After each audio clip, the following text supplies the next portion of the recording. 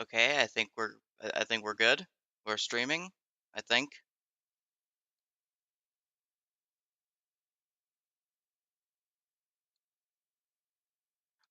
Are we live?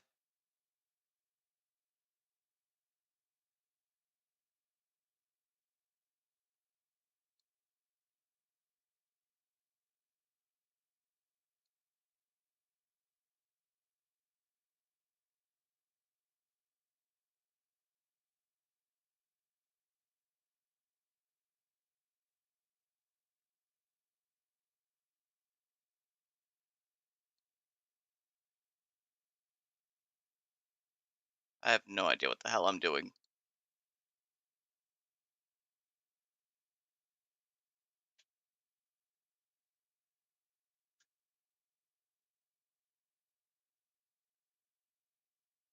Let me check this. Let's check this out on my.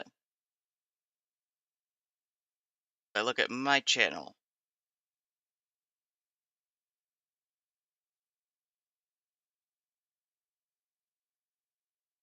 Okay, we are live. Good to know.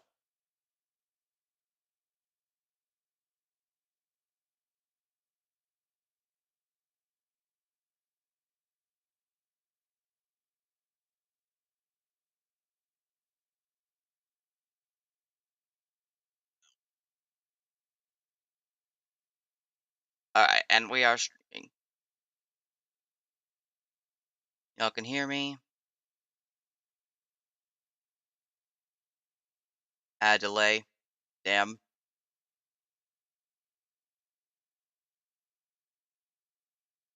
we are. That's a lot of lag.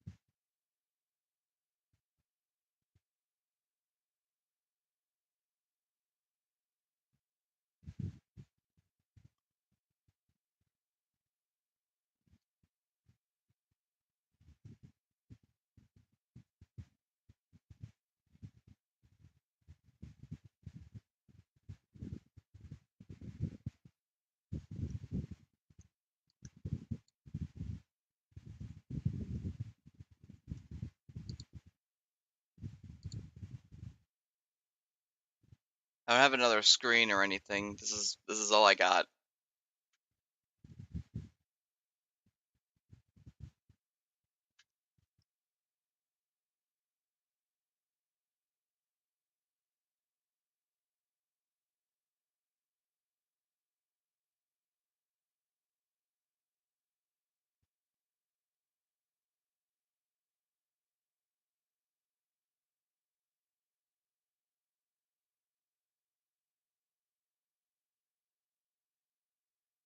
All right, I guess I'll check it out on my phone. That's how we'll check out chat. And now we wait for the guests.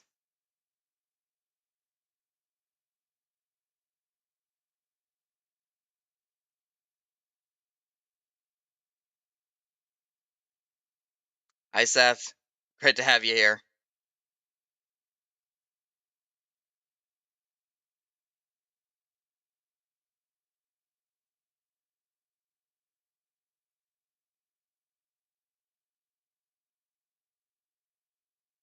Just waiting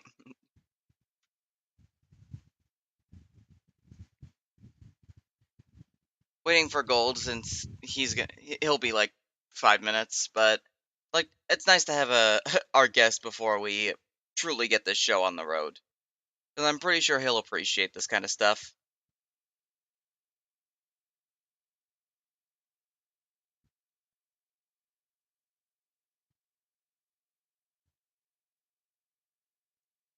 Now, while this is my first stream, it's not for not for lack of trying, as I originally planned to stream my reaction to the Under event as it was going live. Only thing is, I fucked up with that one. Mainly because apparently there was a thing about how, like, you can't stream on YouTube 24 hours after setting up your YouTube studio for streaming.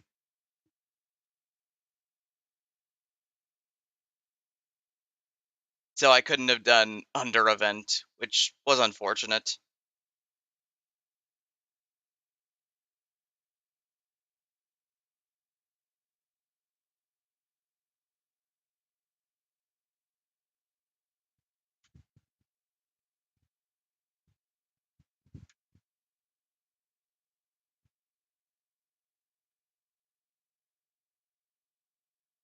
Hello.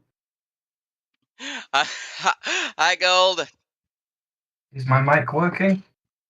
Yes, I believe it is. Seth, can you hear Gold? And when you saw the announcement, for this, you immediately check the channel. I do watch it. Yeah, it's gonna be like 6 hours, 6-hour stream. But honestly, it's probably the best I could have done. Just so you know, Seth isn't showing up in the call for me. Oh, Seth isn't in the call. They're in the live chat of the video. No. Of the stream. Okay. Oh, okay, right. So hold on, is this on Twitch or YouTube? This is on YouTube. Okay, hold on a second.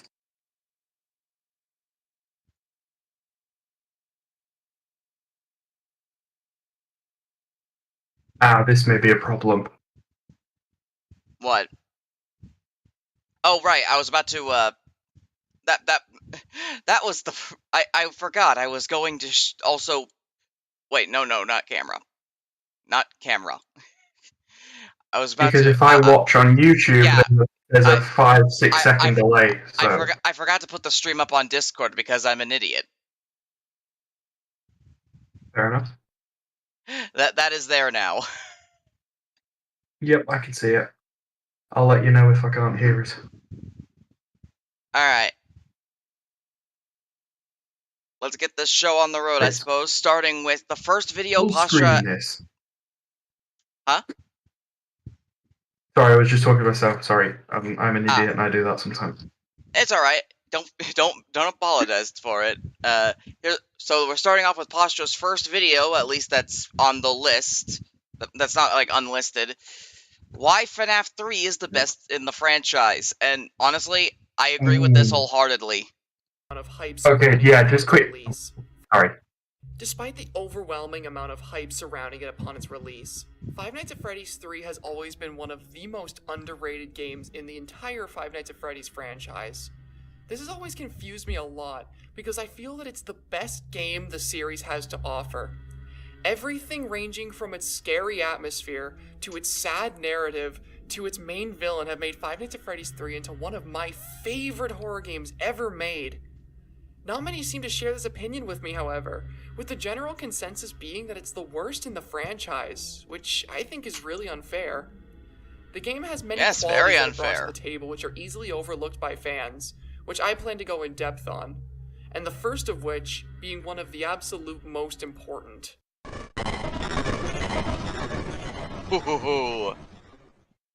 When creating the third game in the franchise, it was apparent that Scott Cawthon had to try something new with this one. The original pizzeria setting had already been done twice, and the third game had to be unique in order to keep the series interesting. What Scott ended up opting for was one of the most unique ideas the series has ever seen. Fazbear's Fright is such an amazing setting for a horror game because it really allowed Scott to do what he wanted and make it as decrepit and eerie as possible, which certainly paid off in the end. Fazbear's Fright is a nasty location. The office you find yourself in is constantly drenched in an eerie green light source, with disconnected wires and dirt clinging to your walls, and a window that shows you everything that's coming your way right in front of you. I actually, One of the things I love most about FNAF 3 is the fact that it has the first ever inclusion of Springtrap, the main villain of the franchise. Finally, we go up against him in playable form. In fact, if Five Nights at Freddy's 4 never happened and the FNAF series didn't go on, I think that Springtrap would have been would have been an absolutely lovely final boss of the franchise in a way. Personally, while I don't think I personally don't like the gameplay of FNAF 3. I hate the style of it. I don't know whether it was just because last time I played it I was really bad at it compared to the other games, but I love the aesthetic because everyone kept making things of like, ooh, why are there these giant vents in a kid's pizzeria? Of like FNAF 2 and FNAF 1, why is there cobwebs everywhere? This was able to go past all that because the large events allow, like, you just going into headcanon mode, you can imagine the large vents could potentially be used during the day as a hiding place for workers to jump out and scare guests, or like the cobwebs are because it's meant, and the spooky atmosphere is because it's meant to be spooky because it's a horror attraction. It's not just an unnecessarily creepy pizzeria. Exactly. And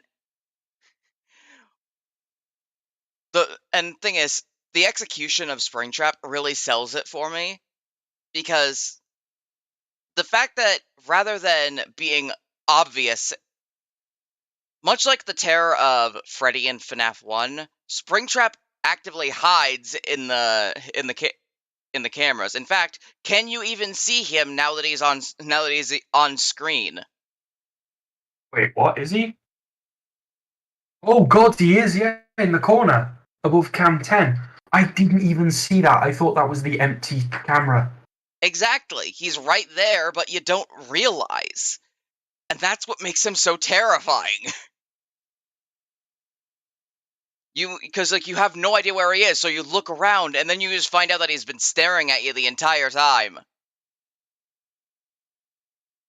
He's coming for you, and honestly, the only thing I can't fully understand is the audio thing, but I have a headcanon for that. Is the reason he follows the audio is because the spring suits, when in animatronic mode, are set to walk towards sound they hear.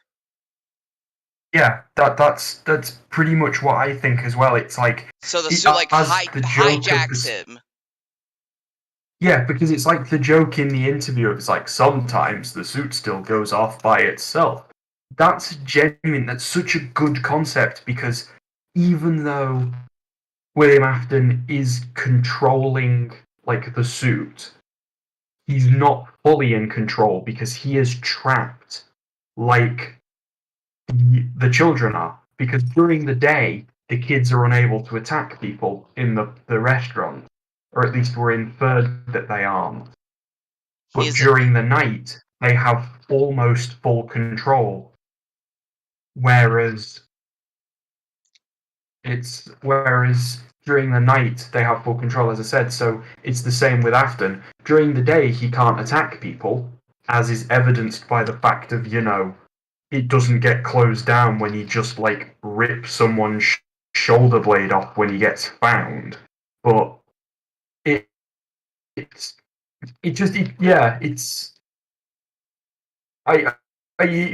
a greatly done because it proves that like he's not happy that he's trapped in this suit, and it's like he is just like his victims. He is a trapped soul, and he's realizing. Unlike the others who are like sad and lashing out, he has his personality intact. He has his knowledge intact. So while he may be suffering, and while there may be his own like weaknesses, he knows enough to hide. He's like a hunter stalking his prey. Yeah, he's still the like the asshole that we know him as, but he knows how to like hide and not be sort of found out. The kids don't understand the concept of stealth. No, because they're like they range between like 6 and maybe 9 years old. Yeah, and plus they're like they've forgotten most of themselves and all that. So anyway, we should probably continue the video.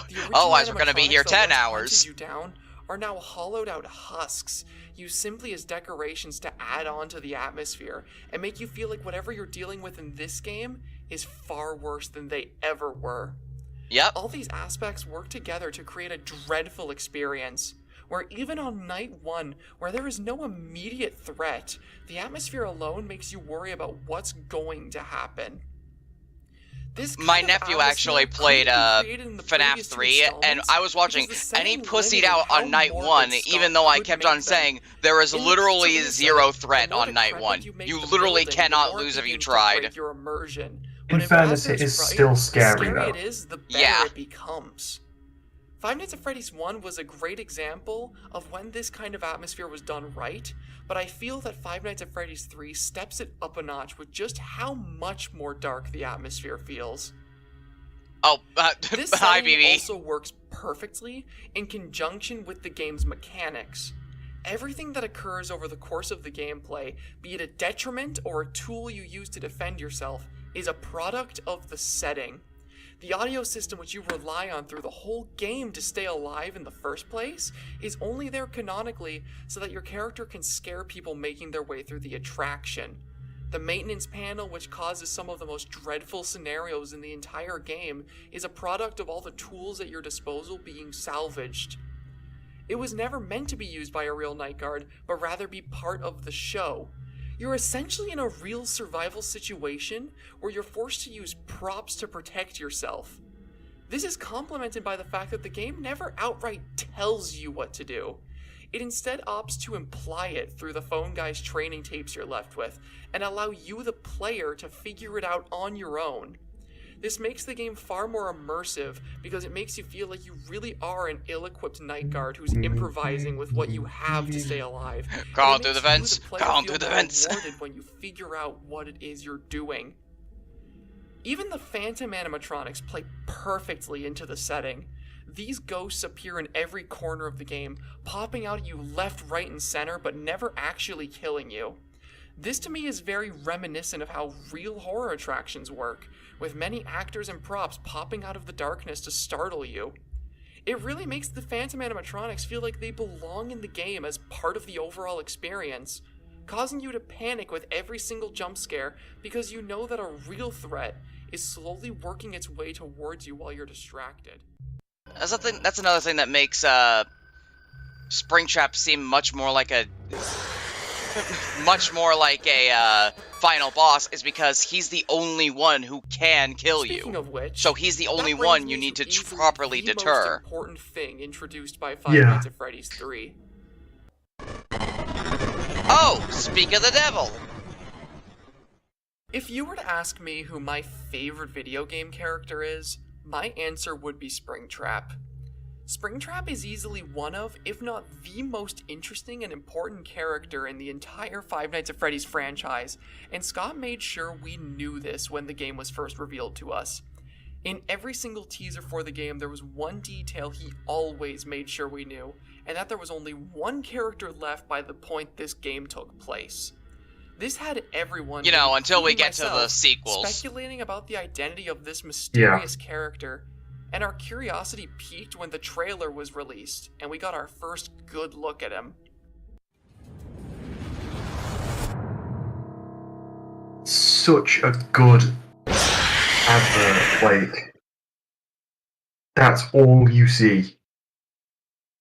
And that is it. That's all you need. Springtrap is easily the most... I remember there were old theories like that he was an amalgam of the original characters. For what to expect in this third installment. I remember that. His rugged exterior combined with it's actually theories that it was that theory that inspired the creation of Ennard.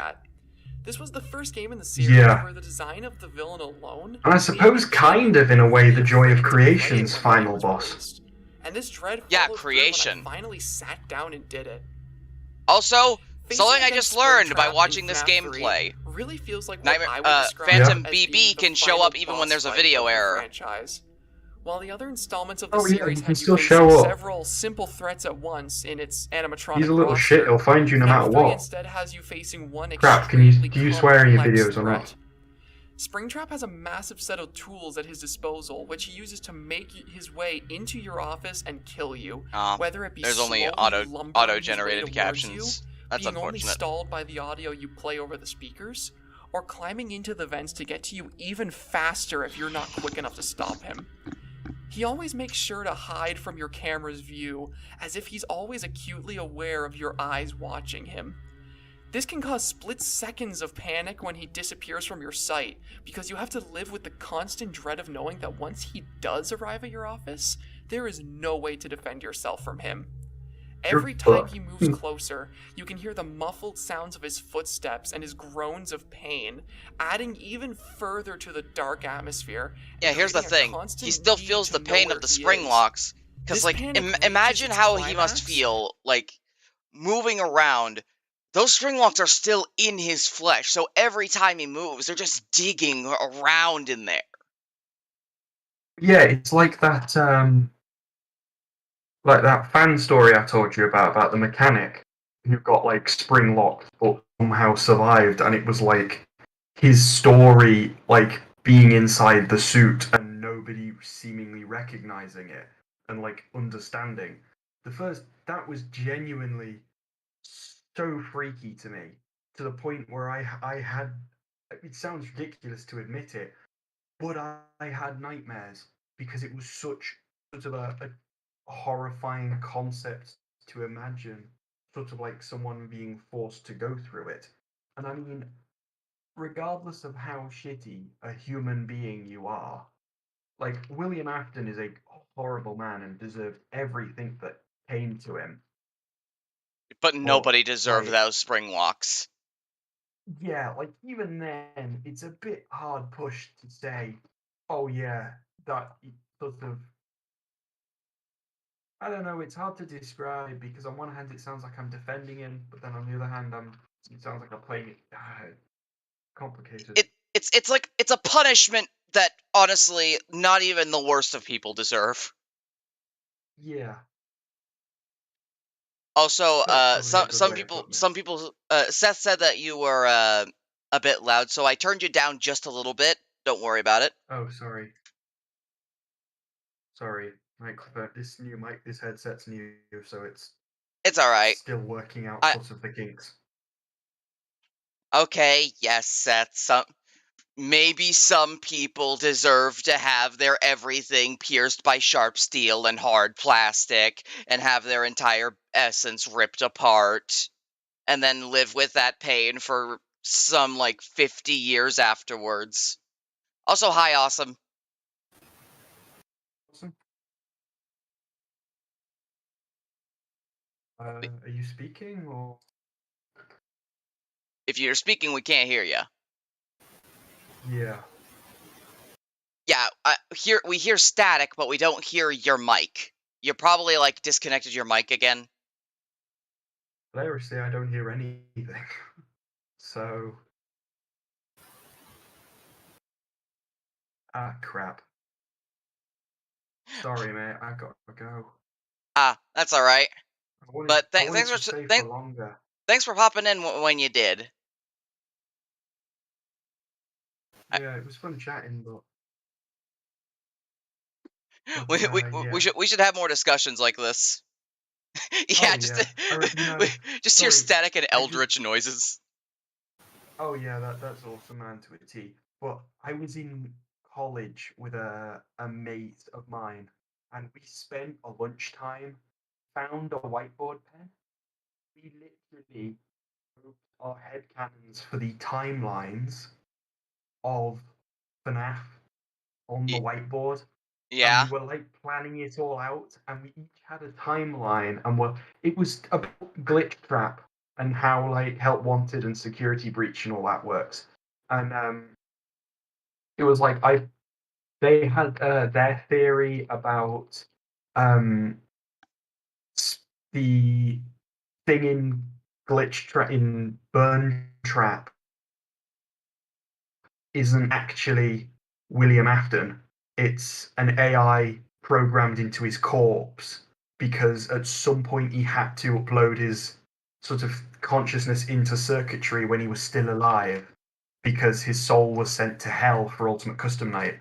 But or at least that's how it should have been. And then I had my theory up. Sorry, I'm completely hijacking the stream, but It's all right. I had a I had a theory where I think I've told you it before, but where when Springtrap died, his corpse, his soul went on to heaven. But a small part You of mean it down to hell? stayed.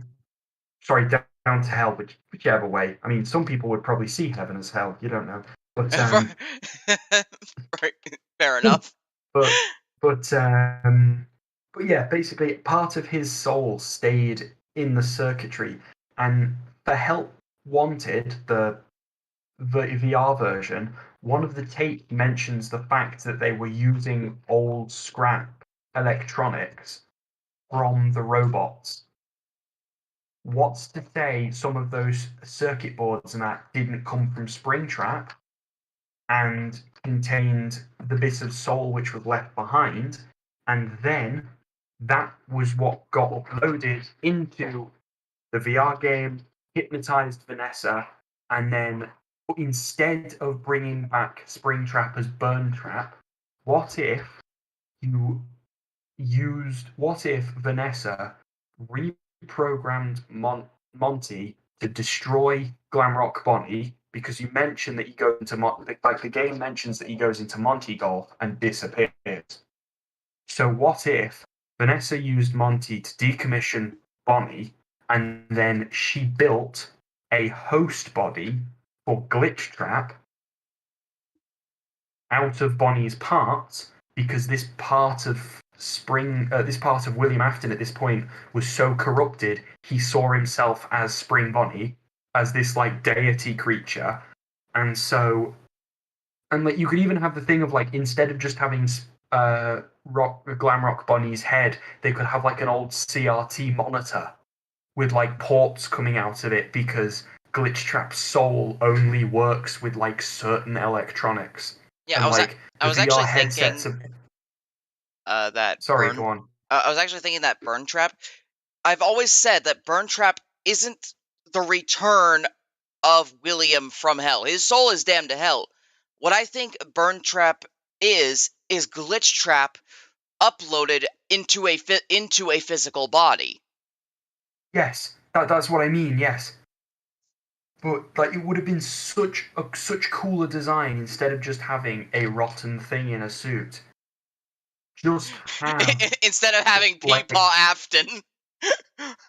yeah, have something like a completely robotic suit with like a TV screen. I remember seeing it somewhere. I saw this amazing design that was like a old CRT monitor head with Glitch Trap on it, with like a cartoon of Glitch Trap, and like it just looked so freaking cool. Like it's really annoying me now that I can't find the damn thing, but like yeah. Also, as Seth put in the chat room of the guy like Yeah, looking at I the I boards, just saw that. that is FNAF lore.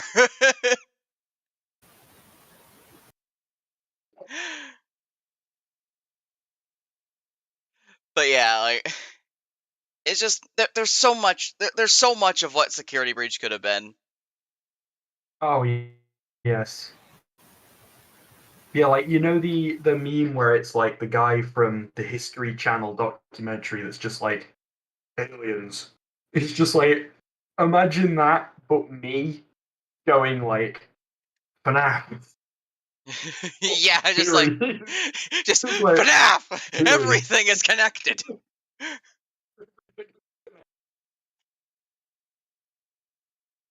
Anyway, sorry, I'm holding up your video. It's alright. Stuff like, I have one friend at college who talks about it semi-seriously. When you hear So the to actually dreaded talk sound to of him someone entering who the vents, does causing you it to as flip well, through the and camera, trying desperately pardon? to seal off the right one before it's sorry, too late. being an idiot. And Sorry. It's when alright. it is It too just late, nothing will ever quite match the absolute feeling of hopelessness when you hear the loud banging of him exiting the vents, causing the ambience to kick into high gear. honestly, the real terror is when he goes into the vent between cam 5 and your window. Because there's practically zero time to close it off if you notice him in there. You know full well that he is Other games in the series would later you know try full to well that replicate unless the you final have it boss closed off feeling of beforehand, Springtrap, you're not Nightmare stopping him. Fredbear in FNAF 4, or Ennard in Sister Location, for example. But none of them could ever quite deliver in the same way he did, because he did it first, and he was given far more build-up in the lore and over the course of the game. And that brings me to another incredibly important aspect of Springtrap, which was the air of mystery surrounding his identity. When Five Nights at Freddy's 3 first came out, nobody knew who he was, and much of the enjoyment of playing through the game for the first time was trying to figure out just that. Was he a Frankenstein abomination of the original 4 characters? Oh, What about that the theory suit that the that we phone guy was mentioned. stuffed into? Was he Golden Bonnie? We had so many questions, and we desperately wanted to figure them all out. Little details sprinkled through the game, like the phone calls and the mini-games, allowed us to slowly piece together bits of his identity, and it was only after the Night 5 cutscene that we'd finally learn who he really was. And it changed everything. Alright, the fact that we didn't even know that Springtrap was Purple Guy until the Fifth Night cutscene. The lore of the games is something people have always been drawn to learning about. Entire careers were built off of people simply discussing the inner workings of this complex series, so a great entry in the franchise would need to have great lore behind it. The lore of Five Nights at Freddy's 3 was easily the darkest the series had ever gotten at the point of the game's release, and it had Springtrap to largely thank for that. The story of this game centers around us trying to figure out what exactly happened after the closing of Freddy Fazbear's Pizza, and who Springtrap really is. We learn that the game takes place 30 years after the closing of the original pizzeria, and the events that transpired there became a sort of viral phenomenon. People began to fear Freddy Fazbear's and the hauntings that occurred there, and that was when someone had the bright idea to try and make bank off of it with the creation of Fazbear's Fright. The premise of the game's plot is incredibly unique and creative for the series, and it starts to really get going once the salvage crews venture into Freddy Fazbear's and discover Springtrap alongside several vintage training tapes. As I said before, trying to piece together Springtrap's identity was the main source of intrigue while playing through Five Nights at Freddy's 3. Every night we're greeted to a brand new phone call from the original phone guy, which gives us little tiny snippets of information about what kind of animatronic he is, with every single one describing something increasingly dangerous. These phone calls also went alongside small 8-bit mini-games at the end of every single night, which show us some much needed background on what happened before the game's events occurred. And it's in these mini-games we learned the shocking twist that Springtrap was actually the purple guy the whole time, killed in the suit he used to lure children away to murder them. Yep. Oh, here we go. I'm AJ.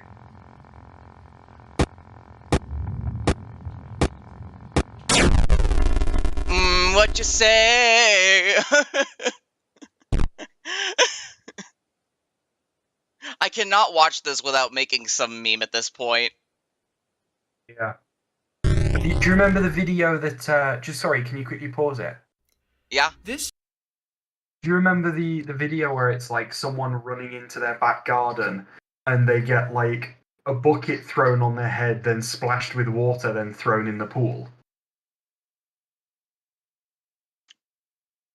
Because I haven't seen that video, but I am aware of that prank.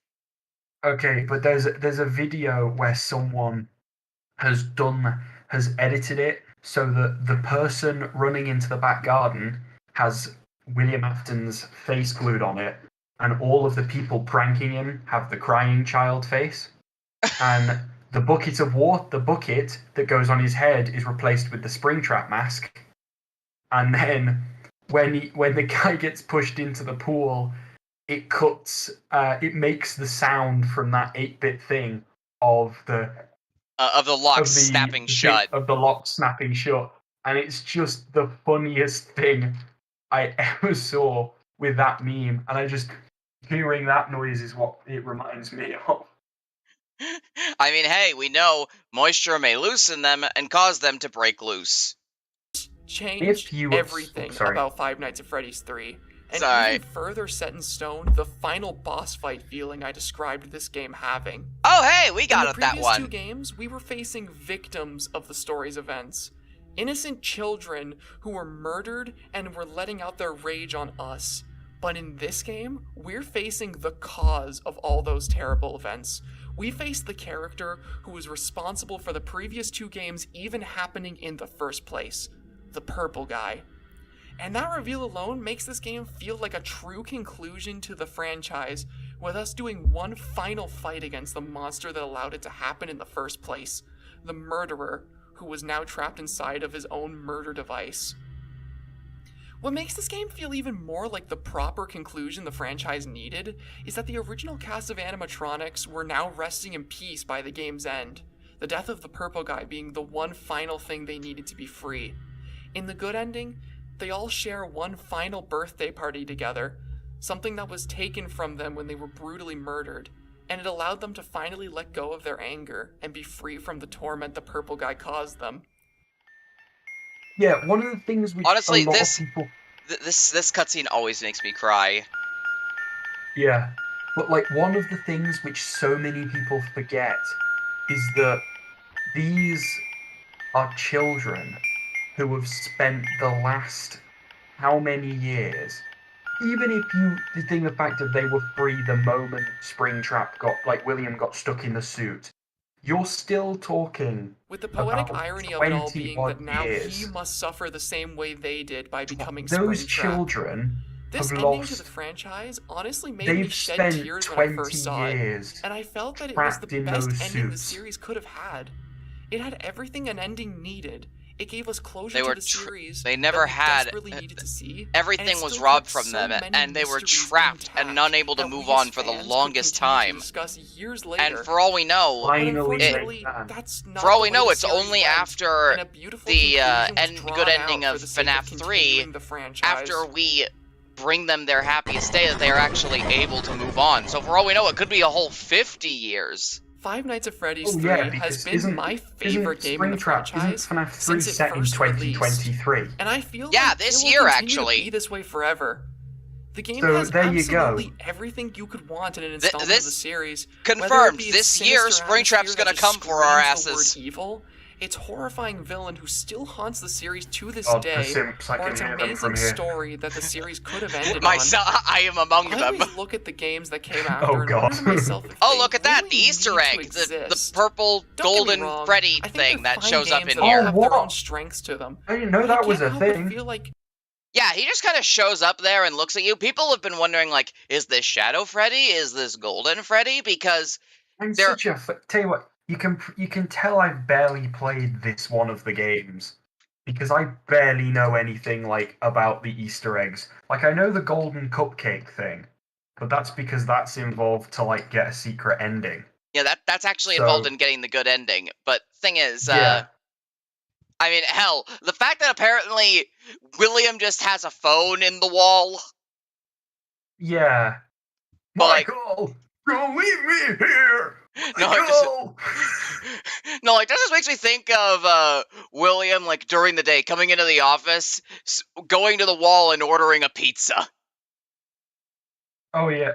Well, in all fairness, if you think about it, the safe rooms, which William Afton got trapped in, they were, at some point, employee rooms, and they were essentially like break rooms, which means it would make sense for there to be an employee phone in there, or like a payphone or something.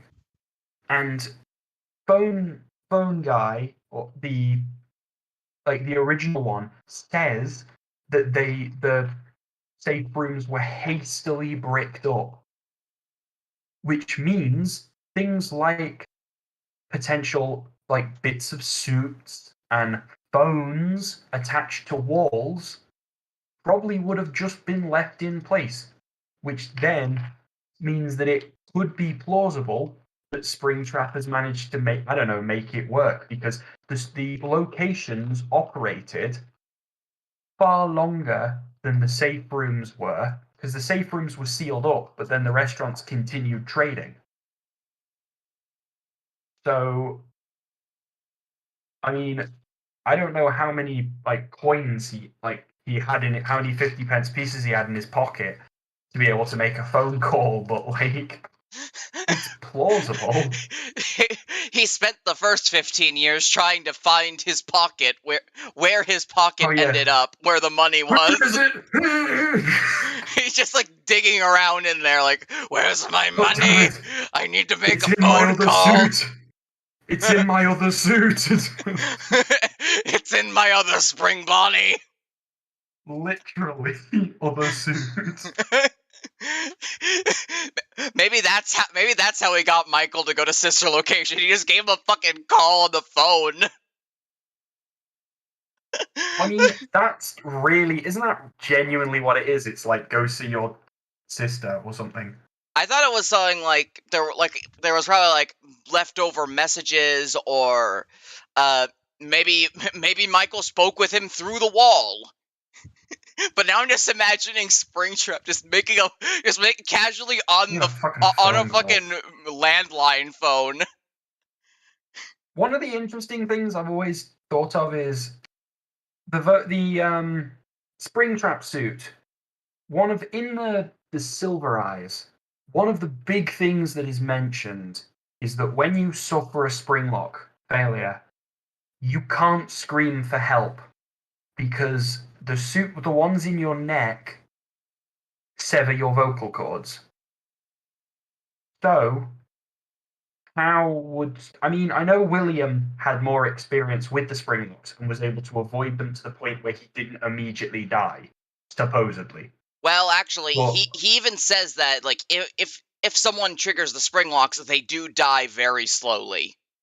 Yeah, but even the thing of like, he's still able to speak.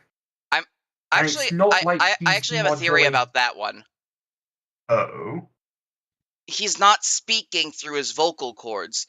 By the time, like, he doesn't speak during FNAF 3, but what if when he shows up in FNAF 6, he's gained such control over the suit that he's able to speak through its voice box. I mean, that would make sense. But what the hell was Henry thinking, giving Spring Bonnie a voice like that? Just like going there, hey kids.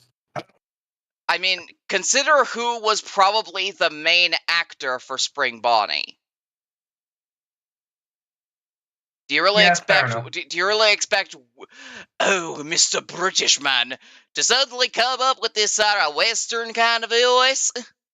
Yeah, because that is like the stereotypical voice we Brits have for any American.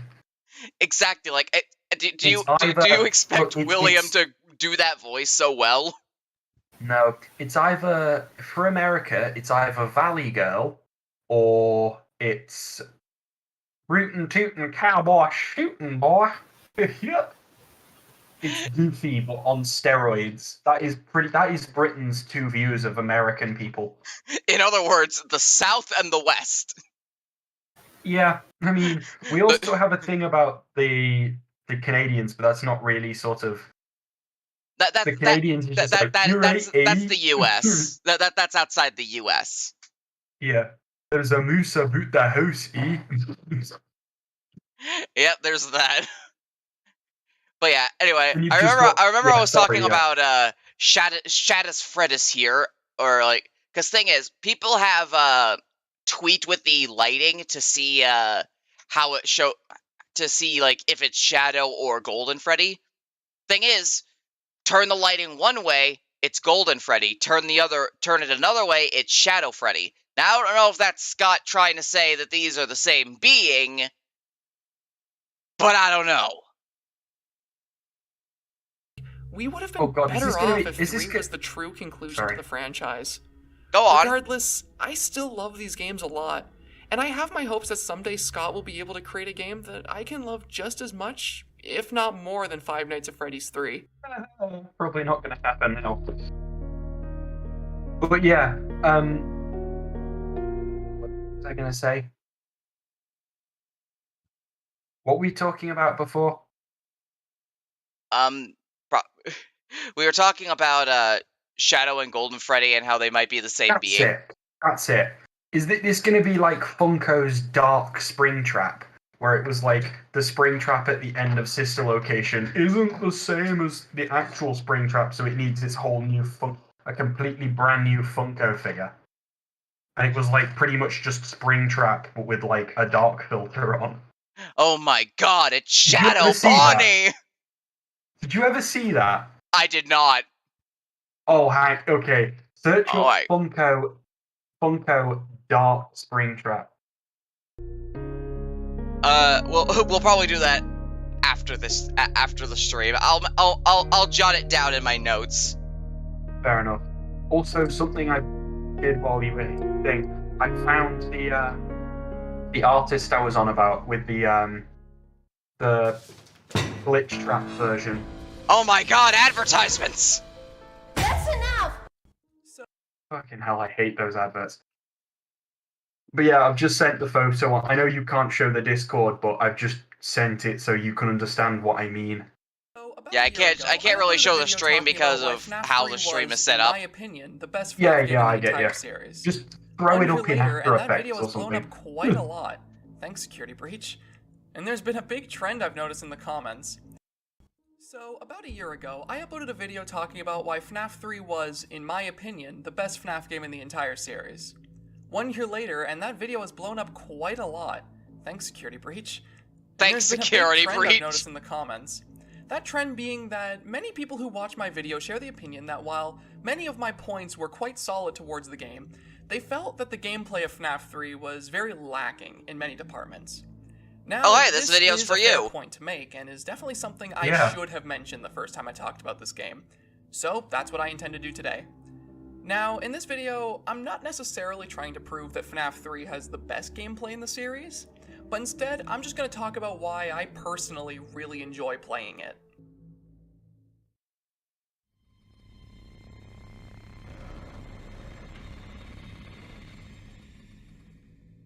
Now, before I get into a lot of the finer details of FNAF 3's gameplay, there was one big thing I want to discuss about it. That being the way the cameras were integrated into this game. In the previous installments of each FNAF game, I felt like, although looking for the characters on the cameras was one of the series' main selling points, there wasn't much in the other games that really made it necessary. In FNAF 1, you only really need to check on Foxy's camera in order to view his progress, and maybe Freddy if he's getting close to you. The same problem exists in FNAF 2 to an even larger scale with the puppet, only really being needed as a way of keeping the music box wound up. I feel these problems Valid. exist because the gameplay in FNAF 1 and 2, while both being very fun and stressful in their own regards, isn't built around the cameras being used the way Scott wanted them to be. A huge part of the reason why FNAF 3 works so well for me is because it's clear that when Scott made it, he made it with the intention of making the cameras what the gameplay would focus on completely. By removing any way to defend yourself once Springtrap has arrived at your office door, Scott made it so that constantly looking for him became a necessary part of anyone's strategy to survive. This way of utilizing the cameras in the core gameplay of FNAF 3 always made it stand out more to me than the other games, as looking for the characters trying to get into your office was always the part of the original trilogy I found the most fun and stressful. Now the thing is with this kind of system is that it only works if the threat you're keeping track of is a challenging one, which leads me to my next and main point.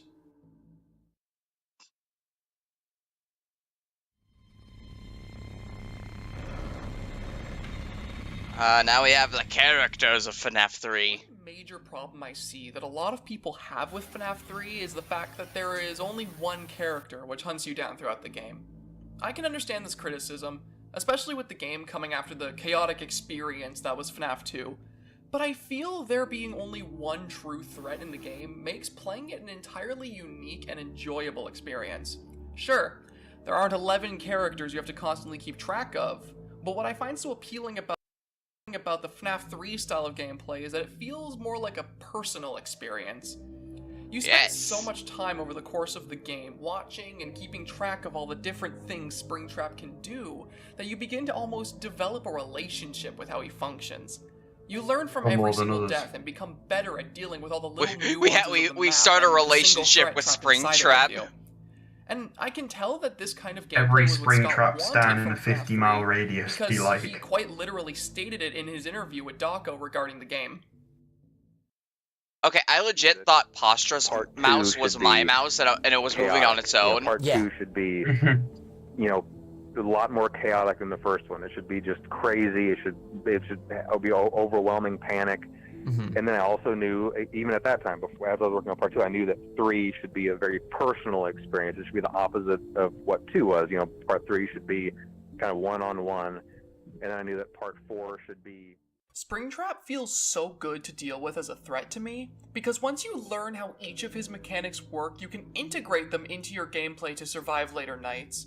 Things like listening for him in the vents to reset valuable systems, keeping track of how many times you hear him moving on the map in between system resets, and making sure to preemptively seal vents in locations you want to lure him to all become part of the gameplay cycle once you become familiar with how each of these mechanics work.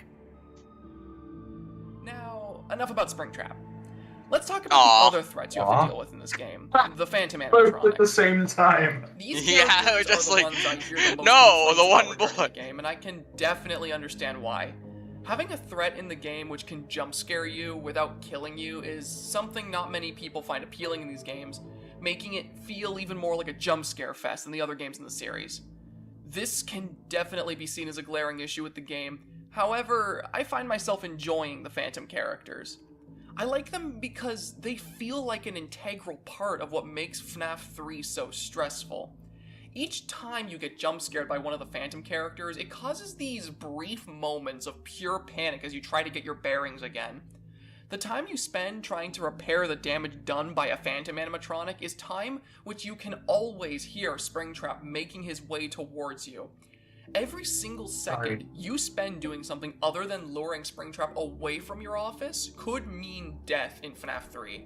And I love the Phantom characters because messing with There's such a thing of him like dancing down the hall as you're just struggling to breathe. Now, with my two main points out of the way, I'd like to just like go ahead and talk dancing about some down little to things Rick I really Astley, like about just playing like- FNAF 3 compared to other games. Just being that, like, Rick Astley shuffle down the hallway. Yes. And also, yes, Seth, Chica is a watermelon.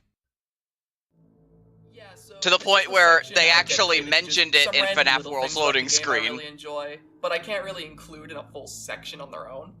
The first one being just how the game starts. FNAF 3 has a lot of different mechanics compared to 1 and 2, and I really appreciate how those mechanics are able to be taught to the player in a very safe environment. By having this as a feature, the game allows you to settle in and have a grasp at what you're doing by the time an actual threat gets thrown into the mix. Another really little detail I like about the game is the fact that the camera doesn't take up your entire screen. By having a tiny amount of space dedicated to still being able to see the office when you're flipping through cameras, it can create this very paranoid feeling. Like you're going to see something entering your office from the side that's still visible. And sometimes that exact scenario does end up happening. He just shuffles. Oh, there he goes. Hi, bitch. I was expecting him to run across the window, not across the... It doesn't really matter all too much. It's just something I found pretty neat. Another smaller thing I really like is how you can use the map layout to your advantage if you know how it works well. Some examples of this include how you can lure Springtrap back towards Cam 2 if he's in your window, or how you can keep Springtrap from killing you if you lure him to Cam 1 when he's right at your door. And probably my favorite example of this is how you can actually lure Springtrap between camera 8 and camera 5, since they are actually connected to each other in the layout. Wait, what? Yeah, they're connected to each other. We've done it. What? Like, he doesn't even have to go through camera 7 or camera 6. He can just go straight from 8 to 5. This is another really small part of the game I really enjoy, just because it feels cool to be able to use your knowledge of the map to keep yourself alive just a little bit longer than you would under normal circumstances. And I think one last small detail about FNAF 3 I really enjoy is just how the audio cues the game uses can be used as a strategy to survive the night. Once you have an idea of where Springtrap is on the map, you can pinpoint if he moves, how many times he moves, whether or not he moves into the vents or moves regularly purely using the audio cues. This makes it really convenient to keep track of Springtrap when you can't see him, like when you need to reboot any systems that go offline while trying to survive. I also really like how the ambience changes when Springtrap or one of the other Phantom characters is close to you, as it immediately warns you of any imminent threat before it arrives to greet you. That last part is something I really liked about FNAF 2 as well, and I'm really glad it was carried over to FNAF 3. Yeah, that big-ass alarm.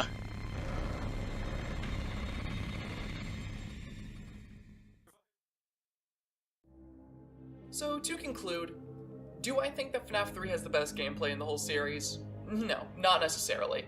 However, I do consider it my favorite for the reasons I talked about. While it isn't as chaotic or even as scary as some of the other games in the franchise, I enjoy it because it feels like a more personal experience, which really rewards you for understanding all the little aspects which make it work.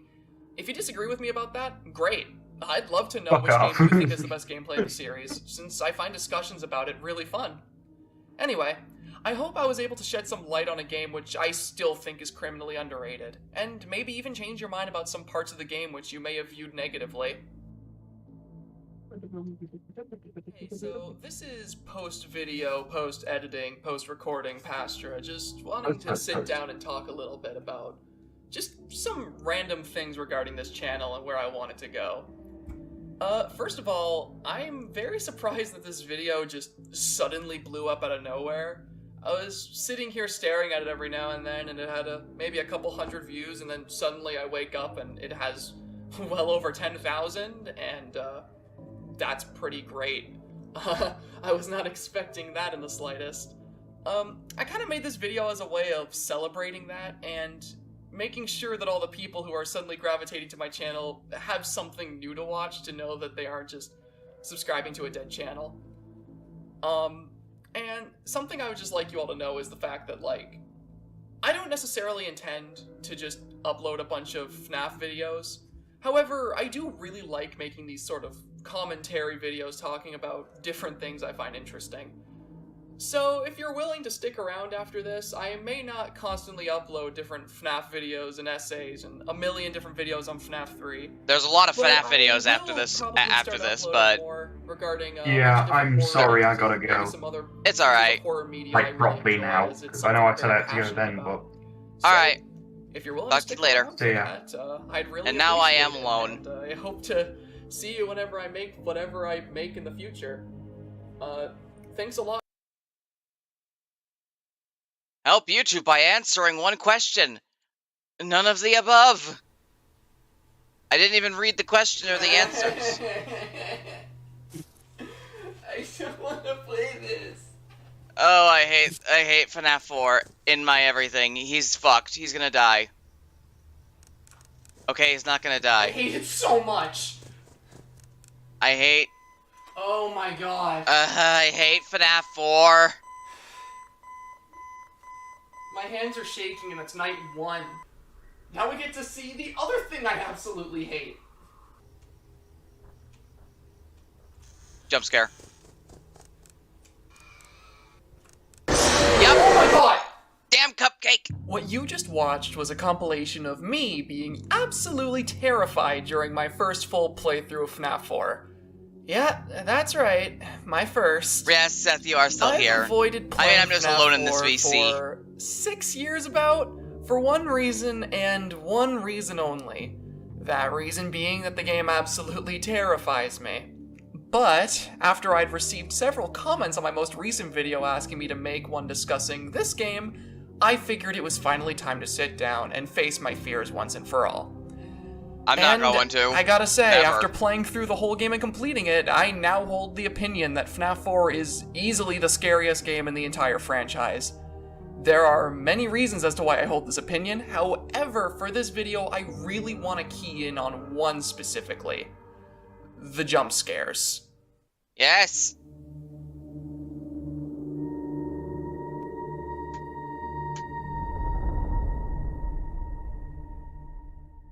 So before I delve into what makes the jump scares in FNAF 4 so scary, I first want to bring up what a jump scare even is, and how they can be effective. Jump scares are a commonly used trope in horror which refers to anything which pops up suddenly on your screen, usually accompanied by some kind of loud noise. Five Nights at Freddy's is it gets arguably really most quiet, well known for its use and of then jump all of a sudden scares, there's a which thing has with a led to noise. quite a few people who dislike the series claiming that this kind of horror is lazy. While I do agree that jump scares can be lazy when they are used incorrectly, a well-done jump scare can really leave a lasting impact on the person who experiences it, and it all boils down to how it's done. I personally like to sort jump scares into one of two categories which I most commonly see them used in. These two categories are the startling jump scare and the suspenseful jump scare. Ooh, it looks The great. startling jump scare is one I would describe as being a complete and total shock. It's a jump scare which comes out of nowhere with no build up to it, and it's usually used for the purpose of catching you off guard when you least expect it. A good example of this kind of jump scare would be in a game like Resident Evil 7, in the scene where Jack Baker comes barging through the wall of the old house. It happens in an area where you assume you've gotten away from any threat, there's no ambience, no build-up, and it happens alongside a loud crashing noise as the wall falls apart. Yes, turnip dance moment. Oh, okay. I look away for a moment and suddenly here's Johnny. These jump scares are most effective when you have no expectation that they're coming, and they're the ones which you see less often in FNAF games. The suspenseful jump scare is the one which the FNAF franchise usually caters towards. It's the kind of jump scare where you know it's coming, but you just don't know when. Maybe the ambience is slowly swelling up, trying to build up to the jump scare, or perhaps there are some kind of visual cues happening, implying that something is coming that you, the player, are aware of, while the character you play as is blissfully unaware. This kind of jump scare is very effective for a game which relies on its tension. It's designed to keep the player on the edge of their seat and take away any feeling of safety they may have. Both of these jump scares can be extremely effective if set up correctly, and I find that many of the most memorable moments in a lot of horror games I play come from being terrified when these jump scares happen. There is one huge flaw with jump scares though, one which both of these varieties I discuss carry: second and third playthroughs. Sure, a well-done jump scare can definitely scare the crap out of you the first time you play through a horror game, but what about when you know it's coming?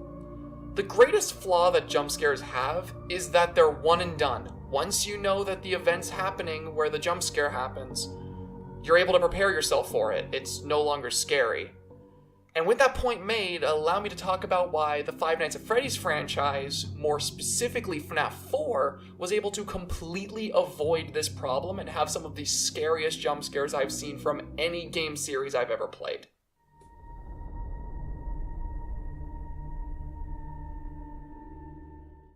So what is it about FNAF's jump scares that make them so effective? How was it that Scott was able to bypass the main flaw of repetition with jump scares that I already discussed? Well, the answer to that is unpredictability. You see, the FNAF series isn't one that's built on scripted events where the jump scares happen. Instead, the jump scares are a consequence of the player failing to do some kind of mechanic correctly. A player could potentially get through the entire franchise without seeing a single jump scare if they were good or lucky enough. But I guarantee you, they would spend that entire playthrough terrified of the fact that they might slip up and get jump scared anyway. Because FNAF's jump scares are based on how a player handles the many random events that happen during their playthrough, it becomes nearly impossible to predict when you will or will not get jump scared. This unpredictability, this fear of messing up, the paranoid feeling of not knowing when something terrifying that was will pop up Foxy in in the your face, hallway. that's Five Nights at Freddy's. That wasn't Bonnie, that was Foxy. And what makes it work so damn well yeah, is that Foxy. by having this system in place, you are constantly on the edge of your seat every single playthrough. Now, each game in the series implements this system in different ways, some doing it better than others. However, I feel that there is one game that does it better than every single other one in the franchise, and that game is FNAF 4.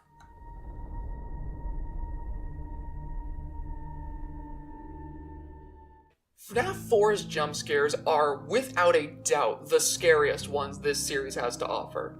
The entire time I played through this game, I was terrified.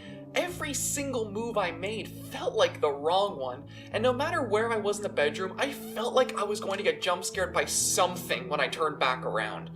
FNAF 4 does this by leaving so much of itself in pure darkness, forcing the player to rely on their ears to hear very small audio cues which will play all around you. Listening for like footsteps, hi, Bonnie. breathing, laughter, and the screams of the little Freddies are all examples of small audio tracks to keep track of. The little Freddies, otherwise known as the Freddles, which makes them sound very much adorable. Forces the player to turn up their volume quite loud. Oh, Seth, this game gave you nightmares? Really closely. Honestly, same. And of course, and same for what happens when you're playing little a game Benny all about over here. scares. That's what I very call the crying closely child, to little even know Benny. what's happening. Oh my god! Aside from the audio of FNAF 4 making I the jump should have scares even more expected that, intense, but I wasn't there is another prepared. thing about the audio FNAF 4 does to the player. Something which I'd argue is even worse than the jump scare itself. The audio makes you second guess yourself. For example, FNAF 4 has a lot of background ambience. Dogs barking, the phone guy for some reason, the sound of Chica in the kitchen. These are all small pieces of ambience which play in the background that could potentially mess with the player. Sometimes these audio cues make you feel like something could be breathing at your door, but you just don't hear it. That kind of anxiety and tension can sometimes lead to the player making the wrong decision out of fear of seeing that jump scare again. And funnily enough, making that wrong decision ends up making the jump scare happen even faster. Bonnie jump scare. Knew it. By having such terrifying jump scares in FNAF 4, Scott effectively made it so the player would become so scared of seeing them again and again that they end up making mistakes as a result of that fear. And that just makes FNAF 4 one of the most stressful experiences I've ever had playing a game. Another really strong part about the jump scares in FNAF 4 is the fact that there are a lot of examples of the two different kinds of jump scares I discussed earlier existing in the game. Startling jump scares are riddled through the game when you least expect them, some examples being when Foxy first enters your closet, and in the minigames when the crying child's brother pops out from under the bed or behind the TV. Big Brother jump scare. Not cool. Fuck you, Michael. These jump scares exist alongside the suspenseful ones, being all the jump scares you experience when you get killed. Having this variety in the game makes it so the player can be startled and scared even when they least expect it. It's one thing when the player is already terrified of a jump scare happening as a consequence of their actions, but to have little ones thrown into the mix when they think they're safe can make the experience even more stressful, as they begin to worry about what other jump scares will happen when they least expect it. All of these aspects culminate together to create an experience which took me 6 years to finally end up playing through, and after I finally beat it, I think I'm justified. Sure, let me know something fun, FNAF 4 Seth. is a terrifying game, and one which I'd probably consider my second favorite in the series now. I feel that if we're talking purely from a horror standpoint, this one is definitely the peak of the series. Of course, if you disagree with that statement, I would love to hear which FNAF game ended up scaring you the most, since I feel like almost everyone's got a different story they can tell after playing through these games. This is the only Either one way, I though, will I look refuse forward to to seeing what touch. your guys' thoughts on the matter are, and I hope you enjoyed watching all the clips of my dad having the crap scared out of him. I know I enjoyed recording them. Hope to see you all again soon.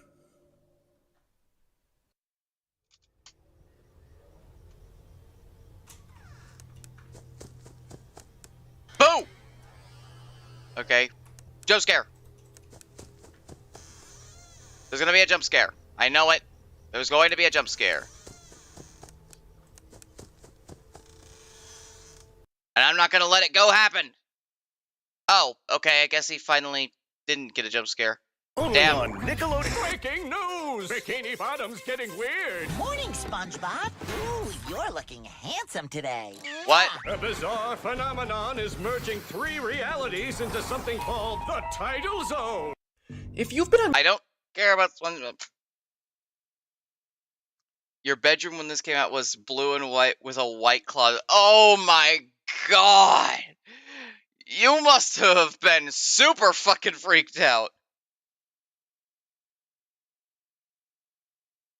Also, behold, Papa's Playtimes.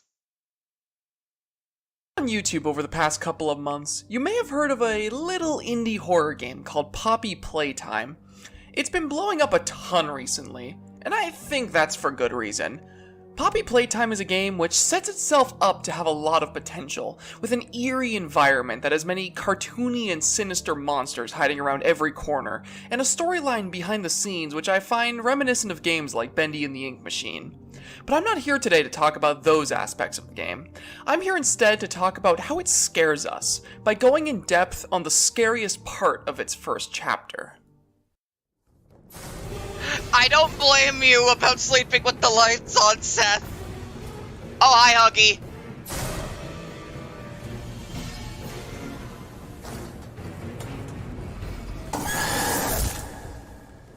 Bye, Huggy. The vent chase at the end of Poppy Playtime's first chapter is a culmination of everything that could ever scare me happening at the same time. When I first played this game, I was absolutely terrified by this section in a way I never thought imaginable. And I'm glad to see I'm not the only one who felt this way. Huggy. This segment made the game instantly become iconic, and it's very easy to see why. Running through an enclosed space with a giant monster behind you, all the while a blaring soundtrack plays over it, is just a terrifying concept, and the developers of the game knew what they were doing with it. There are many layers as to why this segment of the game is terrifying, but I'd like to start with how it begins, when you first properly encounter Huggy Wuggy. It's understandable to not like this game because of the background of the creators. I just see the potential in this. Hi, Huggy! Motherfucker. Bye.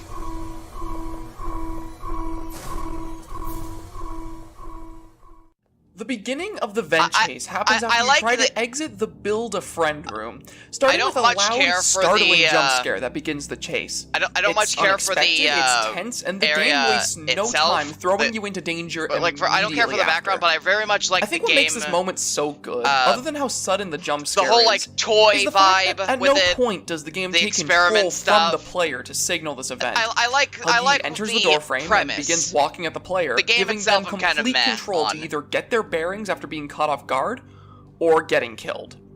This kind of jump scare, one which doesn't come from a scripted cutscene, but instead keeps the player in control the whole time, is so good because it causes the player to panic before they even enter the vents, unaware of how much worse things are going to get.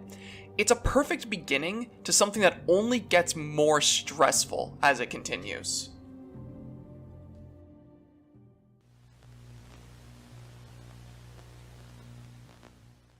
When we get into the vent chase itself, the game pulls out all the stops to make the player feel like they are constantly inches away from death. The chase itself is extremely tense, with Huggy Wuggy constantly on your tail and reminding you of his presence with the loud sound of his footsteps. Every single time you feel like you've lost him, the game throws a curveball at you that catches you completely off guard. Some examples of this would include the segment where a door slams closed right in front of you, forcing you to watch Huggy slowly approach as you painstakingly wait for it to open again. Or near the end when you have to walk across a painfully slow conveyor belt, knowing exactly what looms behind you. The feeling of being chased in an environment where everything is trying its best to slow you down can make it feel like you have no chance of getting away, making it feel all the more stressful when you actually do and have to worry about what comes next. And that's not the end of how the environment works against the player to make the chase as tense as possible. One thing the game does exceptionally well is how it constantly tries to deceive the player into making decisions that do nothing but slow them down.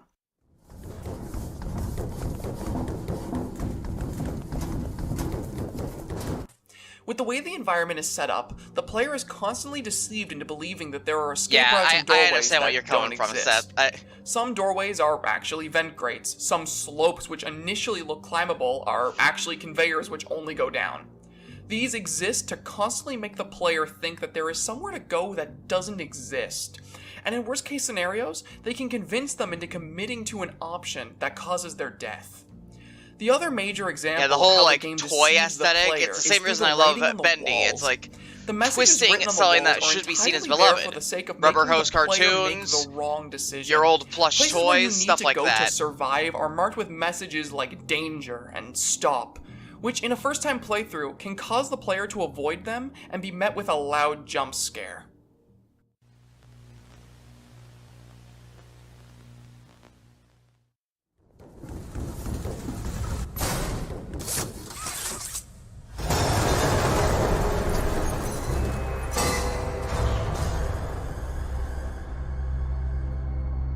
Poor Huggy. All of these ideas on their own can create a really tense chase in any good horror game. However, by combining them in such a short chase, it creates the most terrifying couple minutes of your life. And then there's the way the chase ends, with you sitting on top of a massive drop with no escape and Huggy trying to break down the only thing keeping him away from you. A lot of people at this point either think the chase is over, or panic so much to find a way out that they don't notice the box above them in time to stop Huggy from breaking through and killing them. I view this scenario as the cherry on top of the chase, acting as one last really tense moment to send off the chapter. And when you finally get to the end and drop the box onto the conveyor belt you stand on, there is a great level of satisfaction in watching the monster that's been terrorizing you fall into a pit where it can't chase you anymore. When I played Poppy Playtime for the first time, I wasn't expecting the sheer amount of fear I'd feel when arriving at this point. It scared me more than any game I've played in recent time, and with everything that went into the chase segment, there's no wonder I understand why. totally about the whole like to what the next chapter not holds liking for the this creators. game, and I really hope it can live up to the massive potential the first chapter set up for it. Anyway, I hope you all enjoyed this discussion about the game, and I certainly hope to know what your thoughts are on how scary it was. Until next time, though. Here's one thing you need to do before you buy anything online. Don't spend another dime on Amazon until you watch this first. What? When Sister Location No. first released back in 2016, it was met with Now we're on very Sister mixed Location, opinions why from it has the fan a base. perfect fifth It was night. a game which was fundamentally different from its predecessors in many different ways. Its setting was far more futuristic, its characters now had full voice acting, and it opted to be much more of a story-based game rather than the previous installment's resource management style of gameplay. Perhaps the biggest difference this game had with its predecessors, though, was how the nights were structured. In all the previous FNAF games before Sister Location, the nights were structured in a very similar manner. The game introduced the player to a core gameplay loop which they had to follow, and every single night something new was thrown into the mix to make that loop more difficult to do consistently. Typically, the fifth night existed to act as one final test of the player's skill, either by keeping all of the game's current threats on a higher difficulty, or taking the FNAF 4 approach and introducing something brand new which functions based on skills the player had already learned. Sister Location threw this entire night structure out the window, opting instead to make each new night its own individual experience. Each night in Sister Location is a sort of mini-game with brand new mechanics and characters to deal with that the player has to keep track of. To some, this was a breath of fresh air. To others, this went against a ton of what made FNAF fun in the first place. Regardless of those opinions, though, there was one thing I feel Sister Location did absolutely perfectly, and that was the fifth night. Ah, the scooper. No, not that fifth night. Oh. I'm talking about this fifth night. Oh! The fake ending!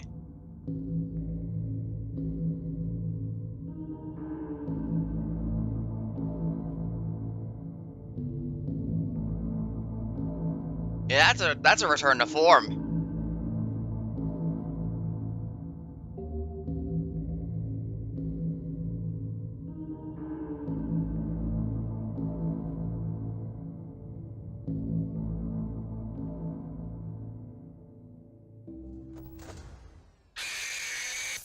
Hi, Ennard.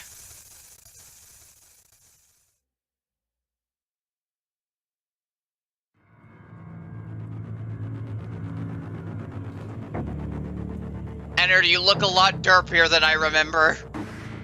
What? Okay. Okay, we're gonna go back to that. I love Pastra's art style. Like, how he does the whole, like, sharp teeth, how he draws characters, how he drew his own icon and all that. But Ennard's eyes, I can't. They just look too derpy for me to actually be scared of this.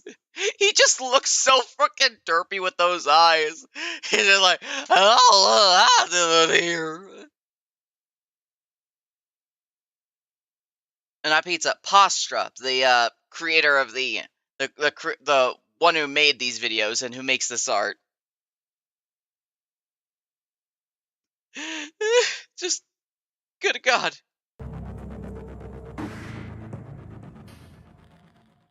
The secret Ennard fight at the end of Sister Location is, in my opinion, an absolute the hanging culmination technicians. of everything that has made me love the FNAF series in the first place. It has everything. It has fantastic lore, a tense gameplay loop which stresses me out every single time I play it, and it has, in my opinion, one of the best musical tracks to come out of the series. I feel like in discussions about the series, this particular night does not get nearly the amount of attention it deserves, and I'm hoping to shed some light on it today. Starting with possibly the most important part of what makes a good night: the gameplay.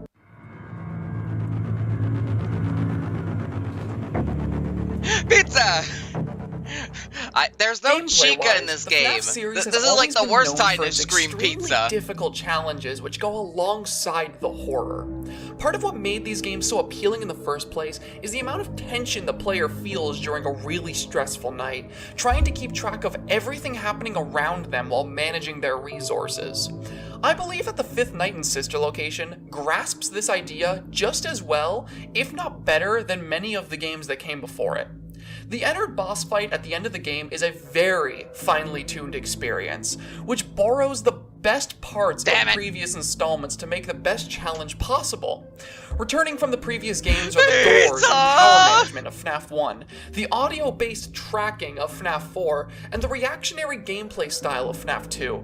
It's clear that when designing this night, Scott had learnt a lot from the previous game's mechanics and handpicked the best parts of each one of them to create a very well-rounded, challenging experience. The returning power mechanic from FNAF 1 is far more fine-tuned in this game, draining at a rate which only allows the player to win with just barely enough power to win on a good attempt. This makes the night so stressful because it forces the player to constantly second-guess if checking a camera or closing a door will even be worth it without being absolutely sure of where Ennard is going to be. But how can you tell where Ennard is going to be without wasting power by looking for him on your cameras? Well, that's where the audio system returning from FNAF 4 comes into play.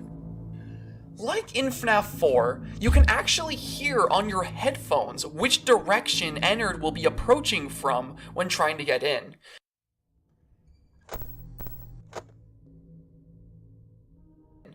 This system allows the player to listen very closely, using the small audio cues of Ennard moving to find his location without needing to waste power tracking him on the camera. This system works very well for power management, but it also works even better for the purpose of closing Ennard out of the room in time. The last major thing coming back from the previous FNAF installments is the sort of reactionary-based gameplay of FNAF 2. When Ennard arrives at a door, you get a very small window to actually close it in time to survive. This window starts off decently generous, but the moment you hit 4 a.m., it becomes next to nothing. For this reason, a lot of the night is spent panicking, trying to close the doors as quickly as possible. And that's why the audio is so important to this night, because sometimes taking the time to check the camera, even for a second, to make sure he's at your door can straight up get you killed. Understandable. You need to have quick reflexes to go with your listening skills, because slipping up or being too slow means instant death during this night. These three major mechanics perfectly come together to make an experience that is both really challenging, but also fair. It's a difficult juggling act between three major mechanics, which both complement one another, but also act to make the night extremely challenging. What I love about this night too is how the difficulty of it ramps up the later the night goes, with Ennard shifting into high gear at 4 a.m. It's a perfect test of the player's different skills they develop over the night, and You'll never stop me! Not when we shift into maximum overdrive! and it makes the power management side of it all the more crucial as you try to get by closing the doors only if absolutely necessary. If we're talking about challenge alone, this night is one of the most solid we've gotten in the whole series. However, challenge alone isn't what makes the FNAF series so good. Next, we're going to talk about the story.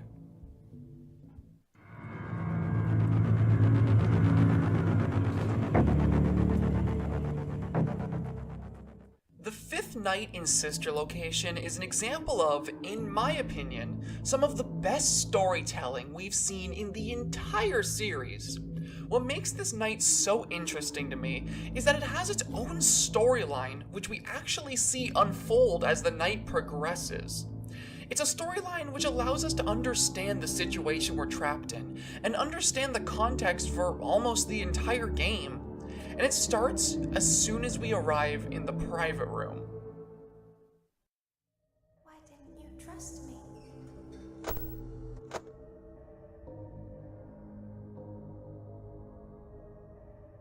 Why didn't you trust me? Why would anyone trust you? Ignores the fact that I trusted her at first. Why didn't you believe me? When we first enter the private room, we're immediately greeted to a place we've never seen before, and we hear the sound of Baby being caught off guard. Her plan had failed, we didn't listen to her, and now we're stuck in this small, isolated space far away from her. As the night begins to settle in, Baby continues to speak with us, and there's something interesting I notice as she talks. I'll play the stuff she says, and I'll see if you guys notice it too.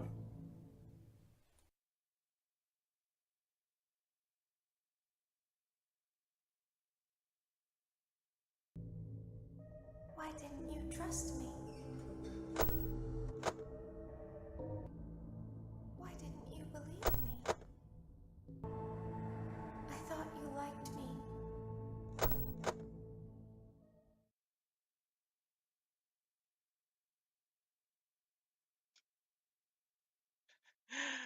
Oh boy. We need you so that we can leave. We need you so that we can hide. So, I didn't even notice that she talks more about... Let us inside. It's actually Did you notice noticeable. it? Yes. If not, I can't blame you because it's extremely subtle. At the beginning of the night, Baby is caught off guard by the player's decision to not listen to her. She tries to reason with you, and while she does, she continues to use the pronouns I, as if she wants to keep up the facade she's built for herself.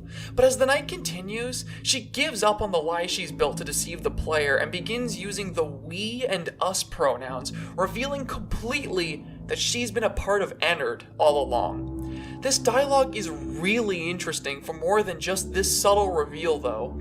It also shows us Ennard's motives for trying to kill us. If they find us like this, we won't be able to try again. If they find us like this, we won't be able to try again. This line stands out to me so much because it tells us so much about Ennard's motives. In the previous games, we always vaguely understood why the animatronics wanted to kill us, but in this game, it's much more personal than it ever was.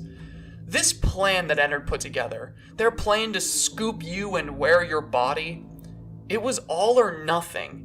Everything hinged on the plan working, because if they failed at any point, then they would never be free from the facility and would most likely be destroyed for what they turned themselves into for the plan to work.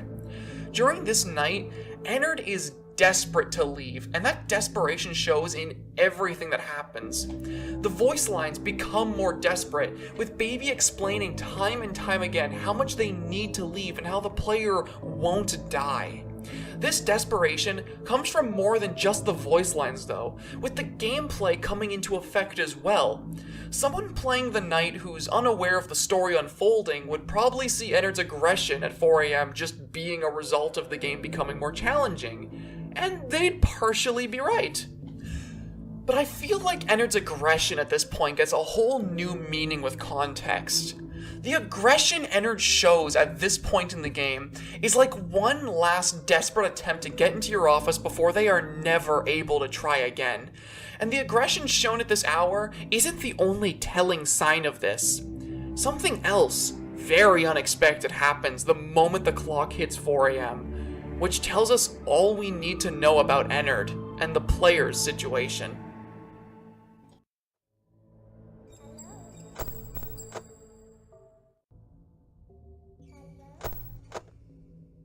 Don't you use her voice.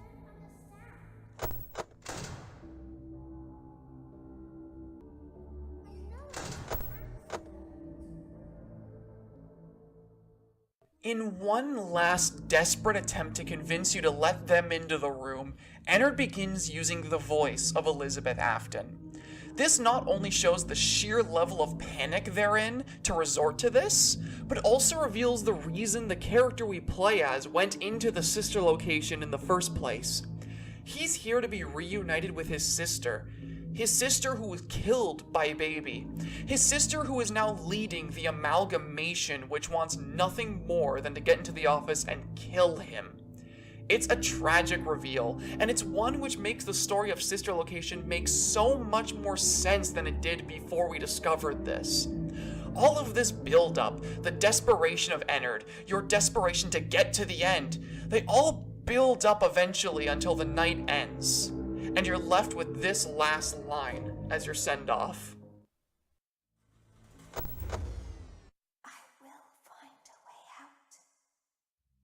And with that, I should be done with this video. But I can't help myself but talk about some other little things I just adore about this night. So with that said, I'd like to just bring up some little things that don't really have a place for them to go on their own. The most terrifying category, miscellaneous. So this is the section I've decided to dedicate to just the little things that I couldn't really find a place for in the main video, but I've just decided to put here because I still really wanted to talk about them. Starting with the music. The musical track that plays during this night in particular is, in my opinion, one of, if not the best track we got from any FNAF game. Watch Your 6 is a song which just sounds incredibly sinister, with its slow tempo and its use of very mechanical sounding instruments. It makes the whole night have this dark vibe around it, like you really did stumble into a place you shouldn't have and have to deal with the consequences of that. It's no wonder that Leon Riskin came back to compose so much more music for the series, because this song really stood out above anything else used in Sister Location. Another small detail I love about this night is the FNAF 4 Easter egg hidden behind the wall code. Seeing the secret cameras over the FNAF 4 room, as well as the little Fredbear plush, allowed for some extremely interesting theories to be formed, and gave us some proper confirmation of events from previous games. And one final piece of miscellaneous material I love about this night is just Ennard. I know that he appears in more than just this night, but I just really love the way he looks. He's this massive amalgamation of animatronics trying to put together what vaguely looks like a human body, wearing the closest thing to a human face they could get before they got the real deal. I've always interpreted Ennard's design as being the animatronics within him trying to make themselves look as human as possible, even though it's such a difficult task for them to accomplish. I find this detail to be especially cool with the context of Pizzeria Sim, where Ennard no longer tries to keep up a humanoid form, seeing as they were ejected from Michael's body and their plan already succeeded. Either way though, with all those out of the way, I suppose now it's time to properly close this off and give my final thoughts on this, since I feel like this video's dragging on quite a bit now. Conclusion. Five Nights at Freddy's Sister Location was a game which received a lot of mixed opinions upon its release, and for the most part, I can definitely understand why. I really feel, however, that the fifth night of this game is one of the most painfully underrated aspects of any FNAF game we've had to date. It's an extremely challenging experience, which tells a tragic narrative that slowly unfolds before the player, letting them understand how dire both them and their threat's situation are before the end of the night. It's an experience I highly recommend to anyone who's a fan of the series who hasn't tried it yet, and I wish that more games in the series had nights like this one. Either way, though, I had a lot of fun writing and making this video, and I hope to hear what you...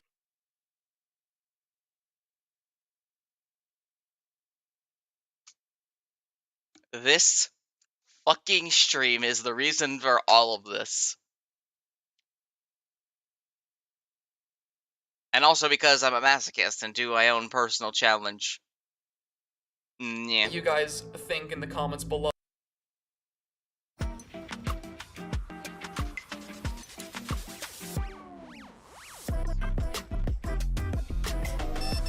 It doesn't have to be a dream. With L certified by Lexus. Exclusively at your Lexus dealer.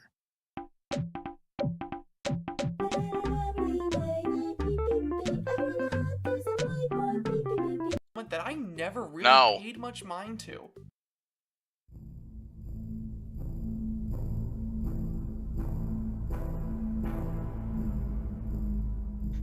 Maidenless?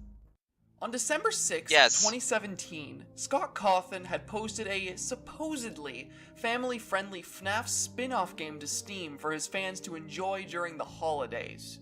Many of these fans, including myself, decided to install the game, not expecting much out of it save for maybe an hour or so of entertainment.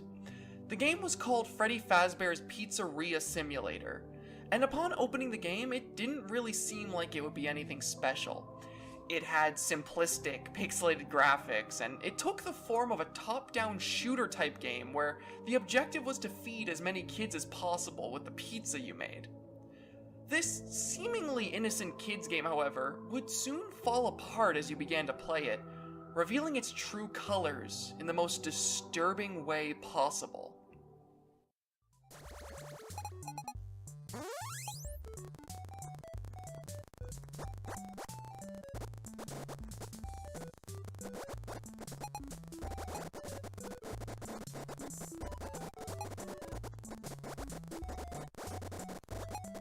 The score is infinite.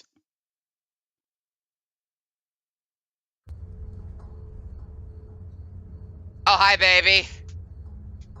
I forgot how you looked now. Begin tape. Leaving Dead Space.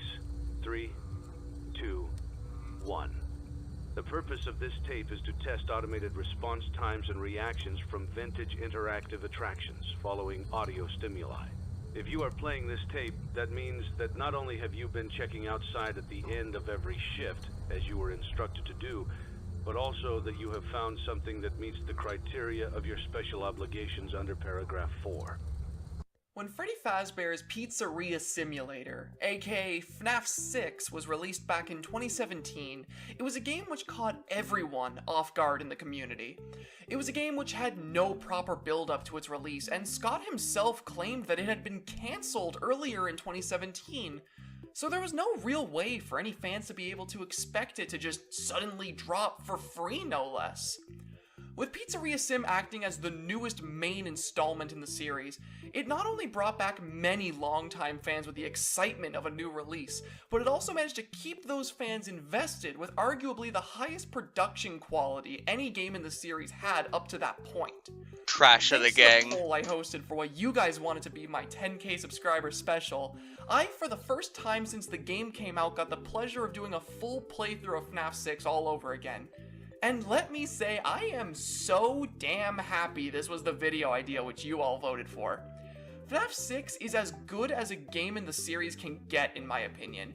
It's a game with an insane amount of content that constantly and effectively juggles between fun and humorous minigames and some of the most stressful, terrifying scenarios from any horror game I've ever played.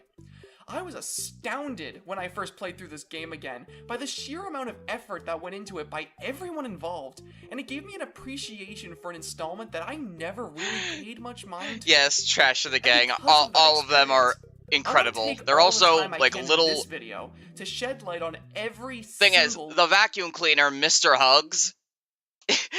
he actually got a better role than the rest of the Trash Gang, as he is the main antagonist of Toy Freddy's own playthrough of Five Nights with Mr. Hugs in Ultimate Custom Night. It's great. Little detail that made this game so spectacular to me, starting with the most important part of it all, its gameplay. Oh, hi Molten. How you doing, mate? The gameplay of FNAF 6 is as intuitive and unique as the series gets, in my opinion. FNAF 6 is a game which chooses to juggle itself between 3 different phases Handstand, number 1 crate, the Tycoon phase, the Office phase, and the Salvage phase. Each of these phases of gameplay function entirely independently of the others, offering their own unique and entertaining The Paper Pals! What I plan to do in this segment is go over each individual. Also, Mr. Hugs has a liability risk. Nuances in gameplay loops and why I love each and every one of them, starting with the most complex one, the Tycoon phase.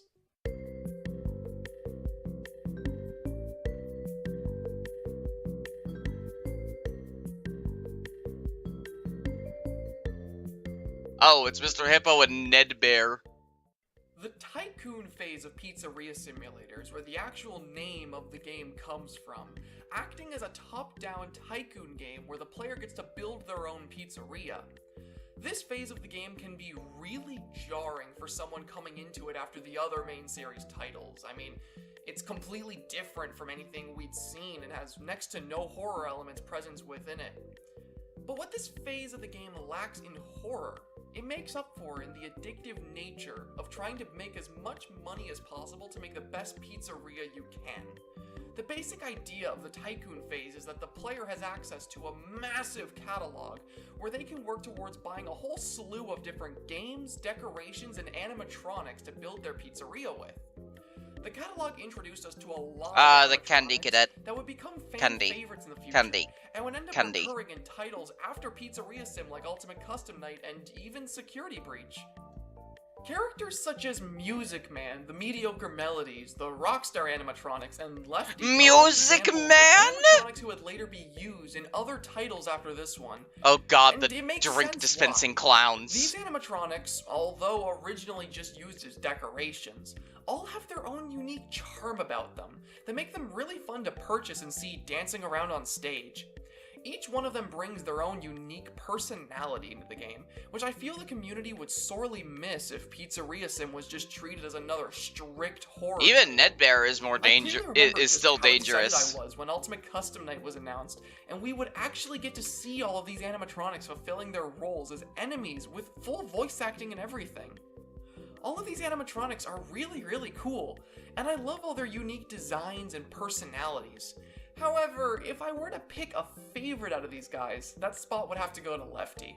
One of the best parts of seeing people's first time playthroughs of this game was just the utter shock of Lefty suddenly showing up for next to nothing, yet boasting the highest liability rating in the game.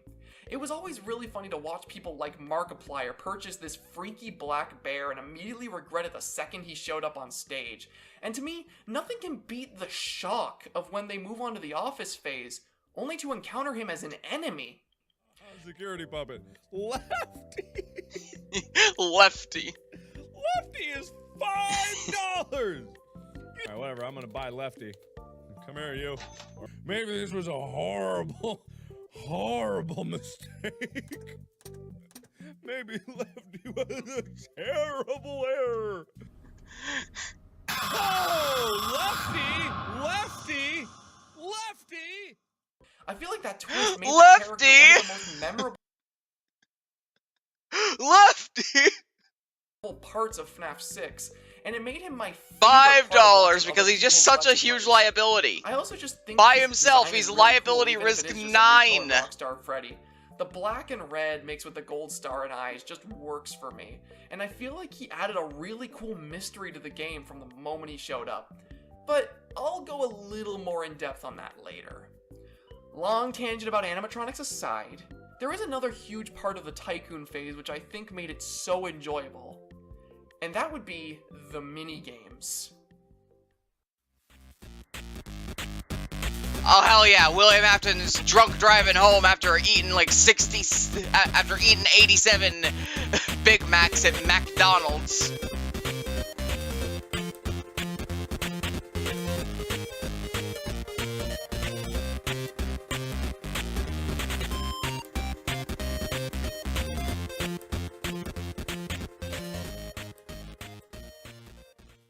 The mini-games are, in my opinion, the bread and butter of this phase of the game, acting as the main way to earn extra money Yeah, to the buy more pickles. things for your pizzeria, as well as having some dark secrets hidden within them.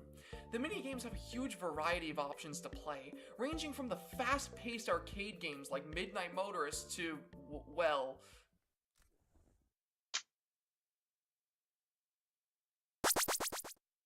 Oh yeah, Helpy breaks his The back. minigames are all very fun, and carry the same amount of fun personality I talked about with the animatronics you can purchase. They're filled with small jokes, usually at the expense of poor little Helpy, and they're a great way to try and earn points to buy that Look, next that's how big Buff game you Helpy want came for to your be, pizzeria. okay? I also really like the whole system Scott put in place for the play tokens used to play these little mini-games. By having only a limited amount of play tokens every day, it gives the mini-games a much more nostalgic arcadey feeling, where you want to make sure you get as much value out of every single mini-game you play as possible. They also, oddly enough, add to the horror side of the game in my opinion, because the closer you get to running out of tokens means that you grow closer to having to enter the office phase. And to me at least, that added a lot of unexpected dread to what was essentially me playing with toys to buy more toys.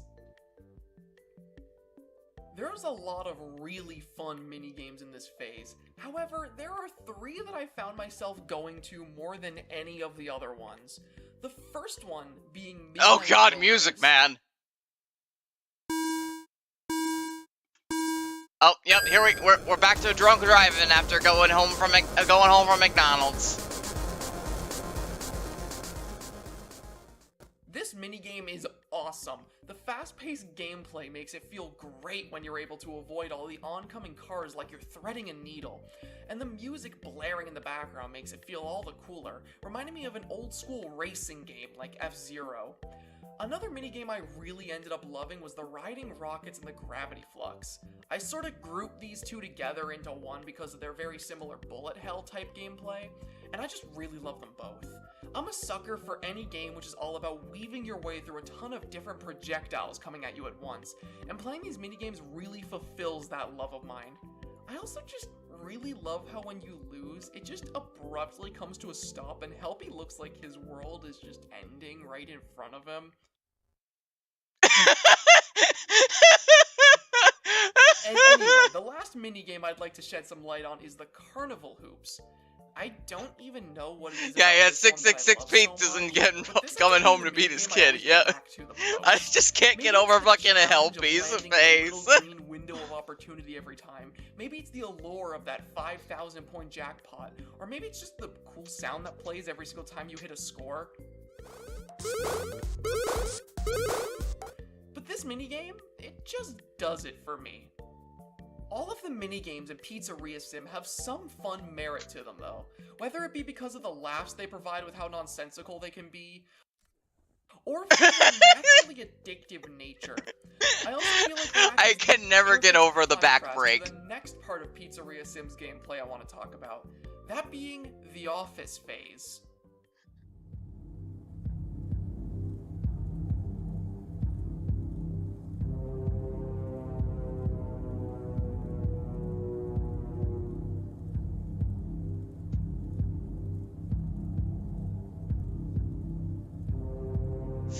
Oh boy, I sure do love the office phase.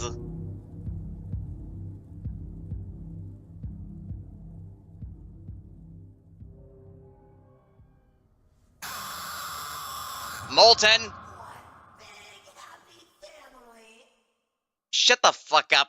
The office phase is easily the most Five Nights at Freddy's part of this game, if that makes sense, and it is by far the most stressful and terrifying portion the game has to offer. It's a very dark, unpredictable style of gameplay, where listening for whatever monsters are in the vents mean everything to your survival. What makes this particular part of the game so stressful is the same thing which I find terrifying about FNAF 4, being that you are constantly thrusted forward into danger. What the fuck is that emoji? Really or closely to emoticon? what's coming after you. The That's a tools new you have one. at your disposal in this phase are unreliable, stopping you from ever having one way of completing each night reliably. Without a reliable way to complete this phase of the game, you're constantly left trying to figure out to the best of your abilities what strategy works best for your way of playing out each night, usually ending in a lot of intense scares as you painfully trial and error your way through it. Even the best of strategies I've seen regarding this phase of gameplay can completely fall flat with bad enough luck. And I feel like that makes this particular game the most stressful experience you can get out of any in the series. Not necessarily the scariest, I still think FNAF 4 holds that title, but definitely Yeah, that makes sense. It's a person who falls on the from face. the randomness of this phase, however, I find there is one main mechanic tied to this part of the game, which makes it so stressful that I genuinely find it really difficult to play it. That mechanic being how you complete each night.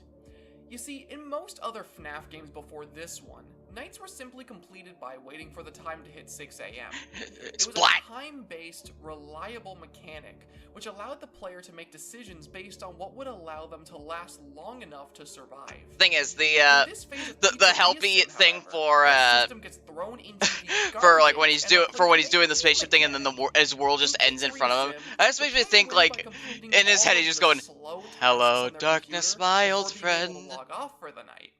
This system is absolutely terrifying because it ties your surviving the night to a system which forces you into the most vulnerable state you can be. Sitting and staring at your monitor as you painstakingly wait for each task to complete, while waiting with bated breath for the sounds of animatronics approaching to either your left or your right. It's an absolutely terrifying experience, and it's one which I find myself constantly trying to avoid at all costs. In my playthrough, which you're watching right now, I find myself in between each office phase trying to stall as much as possible before moving on to the next. And when I realized that I was even doing that, it made me realize just how well made the horror of this section is. The randomness and yes, just like, why are we still here? Combined with the fact just that to suffer. The level is based off a system which leaves you completely vulnerable, works to create an experience which makes you sweat every single time you play through Pizzeria Simulator. And it's a part of the game I've grown to appreciate more than I ever did 5 years ago when I originally played it. I genuinely believe now that this portion of the game is one which can definitely compete with my absolute favorites, and it's only one of 3 very solid sections of a huge game. Speaking of those other 3 sections, let's move on to the final phase of FNAF 6's gameplay. The salvage phase. Hi, Lefty.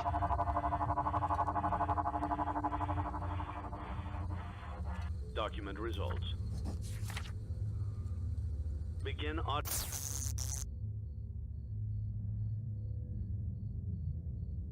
prompt in 3, 2, 1.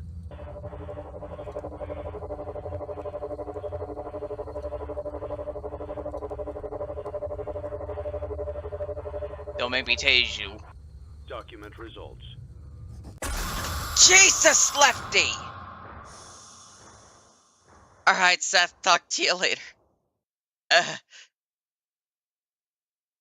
The salvage phase of Pizzeria Simulator is what I would describe as having the strongest atmosphere out of the 3 main phases of the game. During this phase, you find yourself locked in a pitch-black room which is lit by only a single yellow light bulb, with one of the 4 main animatronics sitting across from you. This phase of the game is one which hinges its horror off of the atmosphere, rather than even the anticipation of the oncoming jump scares. Sitting and staring at an animatronic which can kill you at any second, all the while a distorted audio track plays in the background, is just extremely eerie. And it gets made even worse by the unpredictability of it. When I was watching Let's Players go through this game, I thought this phase was really simple. You just wait until you see the animatronic enter its pose where it looks ready to attack, and then you tase it. Do this until all prompts are complete, and bam, it should be done. But what caught me off guard when playing this game again myself is just how hard it is to tell when the animatronic in front of you is actually going to attack or not. There were times where the animatronic was sitting in its default pose, seemingly safe, and suddenly it was leaping forward to kill me, ending my salvages with a really bad scare. I found out later this was because each character you salvage actually has a unique piece of audio which can play during the salvage, and if you aren't quick enough or don't hear it, they kill you regardless of what stage they're at. This mechanic adds a whole other layer to what I initially thought was a really simple minigame, by forcing you to not only stare really closely at the animatronic at the table, but also listen really closely for this small audio cue. The game sets you up in 2 ways to get jump scared, both setting you up for the sudden change of the visuals and for the loud scream that comes with them. This phase of the game is deceptively difficult, and I both really love it because of how terrifying That's a lot of information I wasn't aware of. And hate it because I'm the one who has to play it. All 3 phases of Pizzeria Simulator offer a unique and equally enjoyable experience for their own different reasons. I feel like each one of these gameplay phases are so well crafted that each individual one could have been an entire game on their own, so to have them all tied together into a singular experience makes Pizzeria Simulator feel like a really large and finished game. They all work together to create an experience which is entirely unique to this entry. And with the 3 of them, it's no wonder how addicted I became to starting new save files of this game and trying new ways to play each and every one of them. There's so much content packed into this game that you can really get lost trying to find the best ways to build your pizzeria, or develop the best strategy for beating the office phase. And most points in the game also greatly encourage looking for the previously mentioned secrets to find one of the many endings to the game's story. And speaking of the story, that's the next major part of this game I would love to cover in detail, as I feel that narratively, this game is one of, if not the strongest in the entire series. Do you like playing tabletop games but can't be in the same place at the same time? I hate it. Roll20 is like having your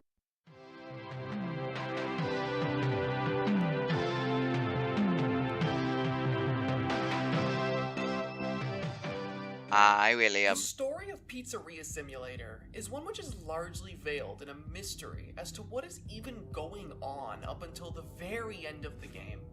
It's a game which is purposely designed to keep you asking questions as to what the big picture is.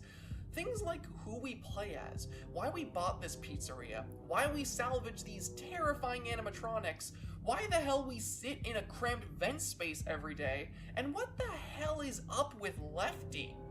These are all questions. Yeah, what the hell is up with Lefty specifically? Not the rest, just Lefty. And if we successfully salvage all the animatronics like we were told to, we get answers to every single one of them in what I believe to be the best moment in the entire franchise.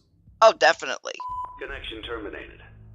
I'm sorry to interrupt you, Elizabeth, if you still even remember that name, but I'm afraid you've been misinformed. You are not here to receive a gift, nor have you been called here by the individual you assume, although you have indeed been called. To summarize the story of Pizzeria Sim, we, the player, are actually Michael Afton, son of William Afton, aka Springtrap.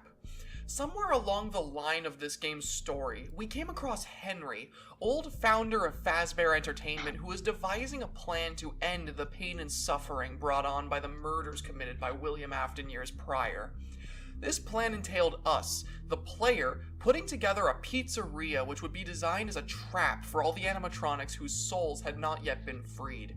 These animatronics being Circus Baby, Ennard, Springtrap, and the Puppet.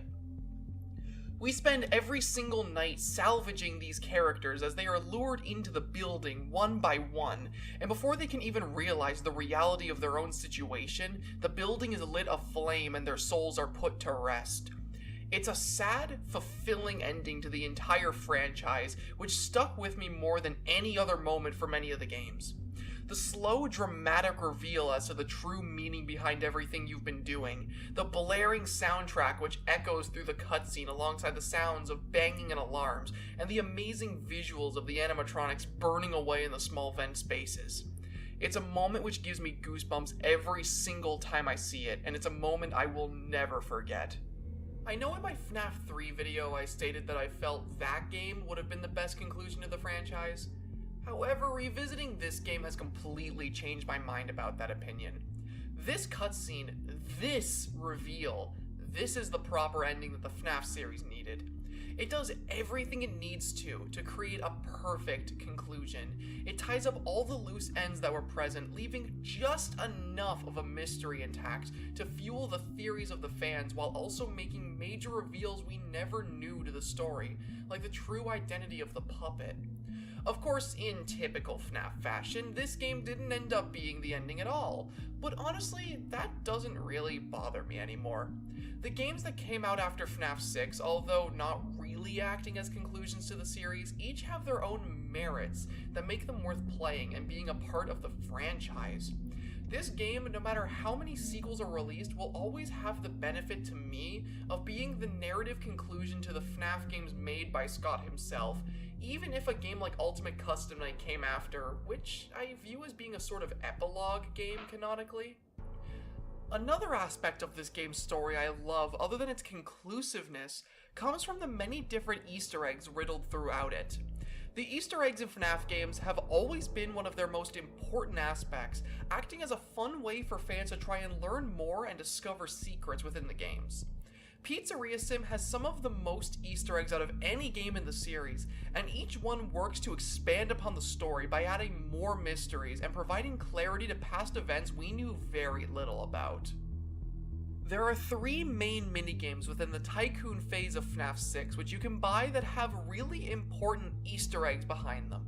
These minigames being Fruity Maze, Midnight Motorist, and the Security Puppet.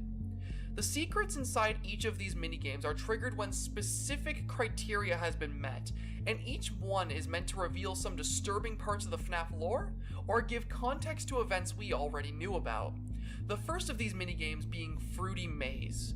Fruity Maze is a game which takes the appearance of an innocent Pac-Man-esque arcade game, where your objective is to collect as many fruits in the maze as possible. On a first-time playthrough of this minigame, that's all it seems to be. However, things start to deteriorate each time you win the game. After you beat this game and play through it a second time, you begin to see the imagery of dead dogs all over the maze. The music plays much more slowly, and flowers can be picked up in the place of the fruit.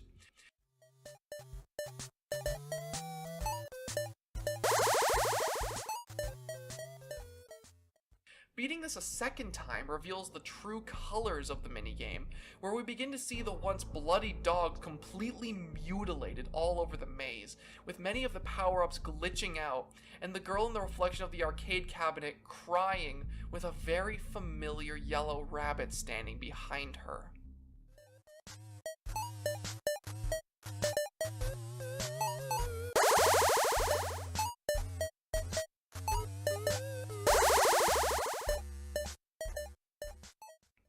As the timer gets close to reaching 0, we can hear the sound of a car alarm going off, which is then followed by this.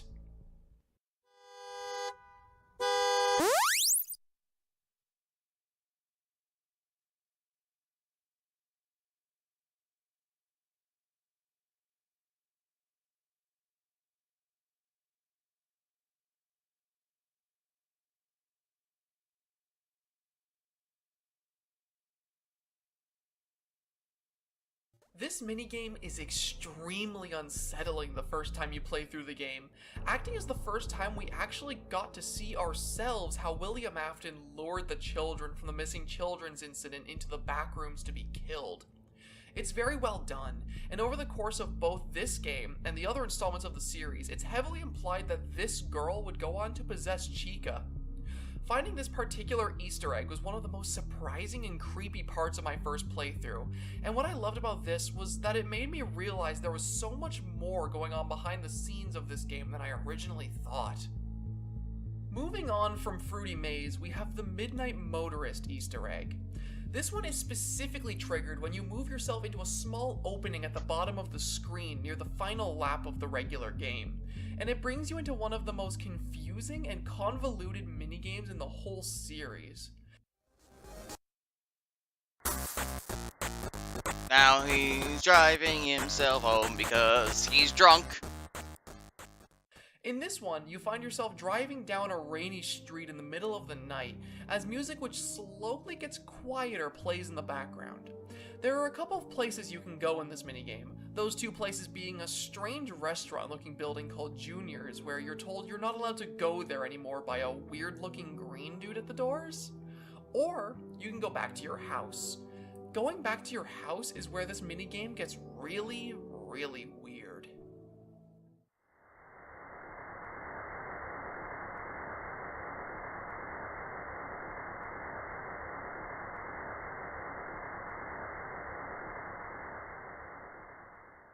This section of the minigame starts with us entering our house, where we're greeted by someone sitting in the living room watching TV. They tell us to leave him alone tonight, and after slamming on our son's bedroom door, our character goes outside where we see a trail of footprints supposedly trailing to a Fazbear's location. This minigame is weird, extremely convoluted, and is one of the pieces of lore we still know next to nothing about. The only things we can really go by with this minigame are based on assumptions we've made as a community towards it. Those assumptions being that in this minigame we play as William Afton, and the one sitting and watching TV is Michael Afton. But even if that's the case, we know nothing about when this happens, what point in the timeline this is supposed to represent, or what's even supposed to be happening. It's been 5 years since the release of this game, and this minigame remains an enigma to us who try to figure it out. And that's why this one is the one that fascinates me the most out of the three. I'd love to hear what you guys think is actually happening in this minigame, because trying to understand it better has been something I've been fixated on for a while now. The final minigame which has a secret hidden behind it is the Security Puppet. Security Puppet's minigame is one which is triggered by playing it more than 3 times in a row, where it immediately shows us a cutscene. This cutscene shows the puppet trapped inside of its gift box by a group of children who lock out a child that it was made to protect.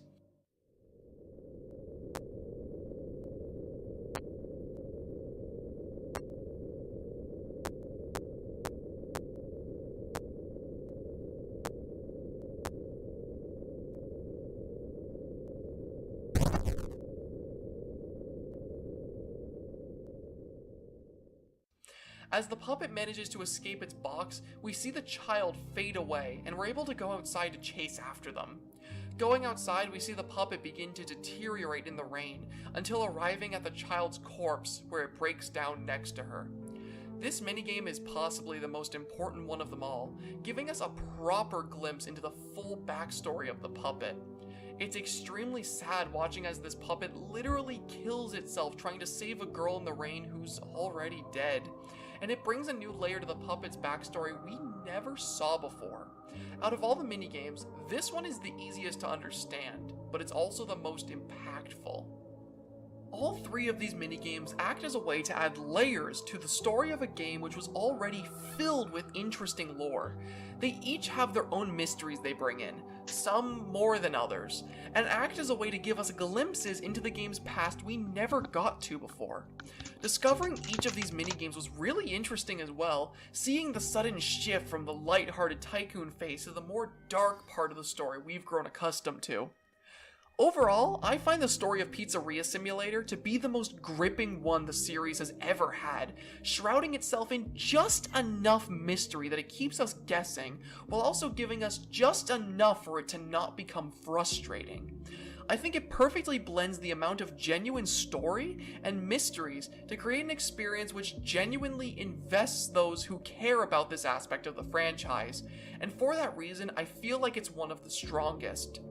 In fact, I found myself so invested in the story of this game that I ended up doing a ton of research on just the individual characters which make up the experience, as lore-wise, each and every one of the animatronics, mainly the salvageable ones, have some kind of interesting story as to how they even wound up in this game, which is why I'm deciding to make an entire segment dedicated to just the 4 main animatronics of this game. The Omen 16 laptop. I can game on the go on the highest settings on the latest GPU. I can hit it with my hardest work and it'll always stay since cool this seems and to be ready getting for more. unnoticed Man, entirely. I can do anything. After this, I'm probably gonna end the stream. Not upload the VOD. The roster of animatronics which try to kill you in Pizzeria Sim are one of... What's the problem? What's the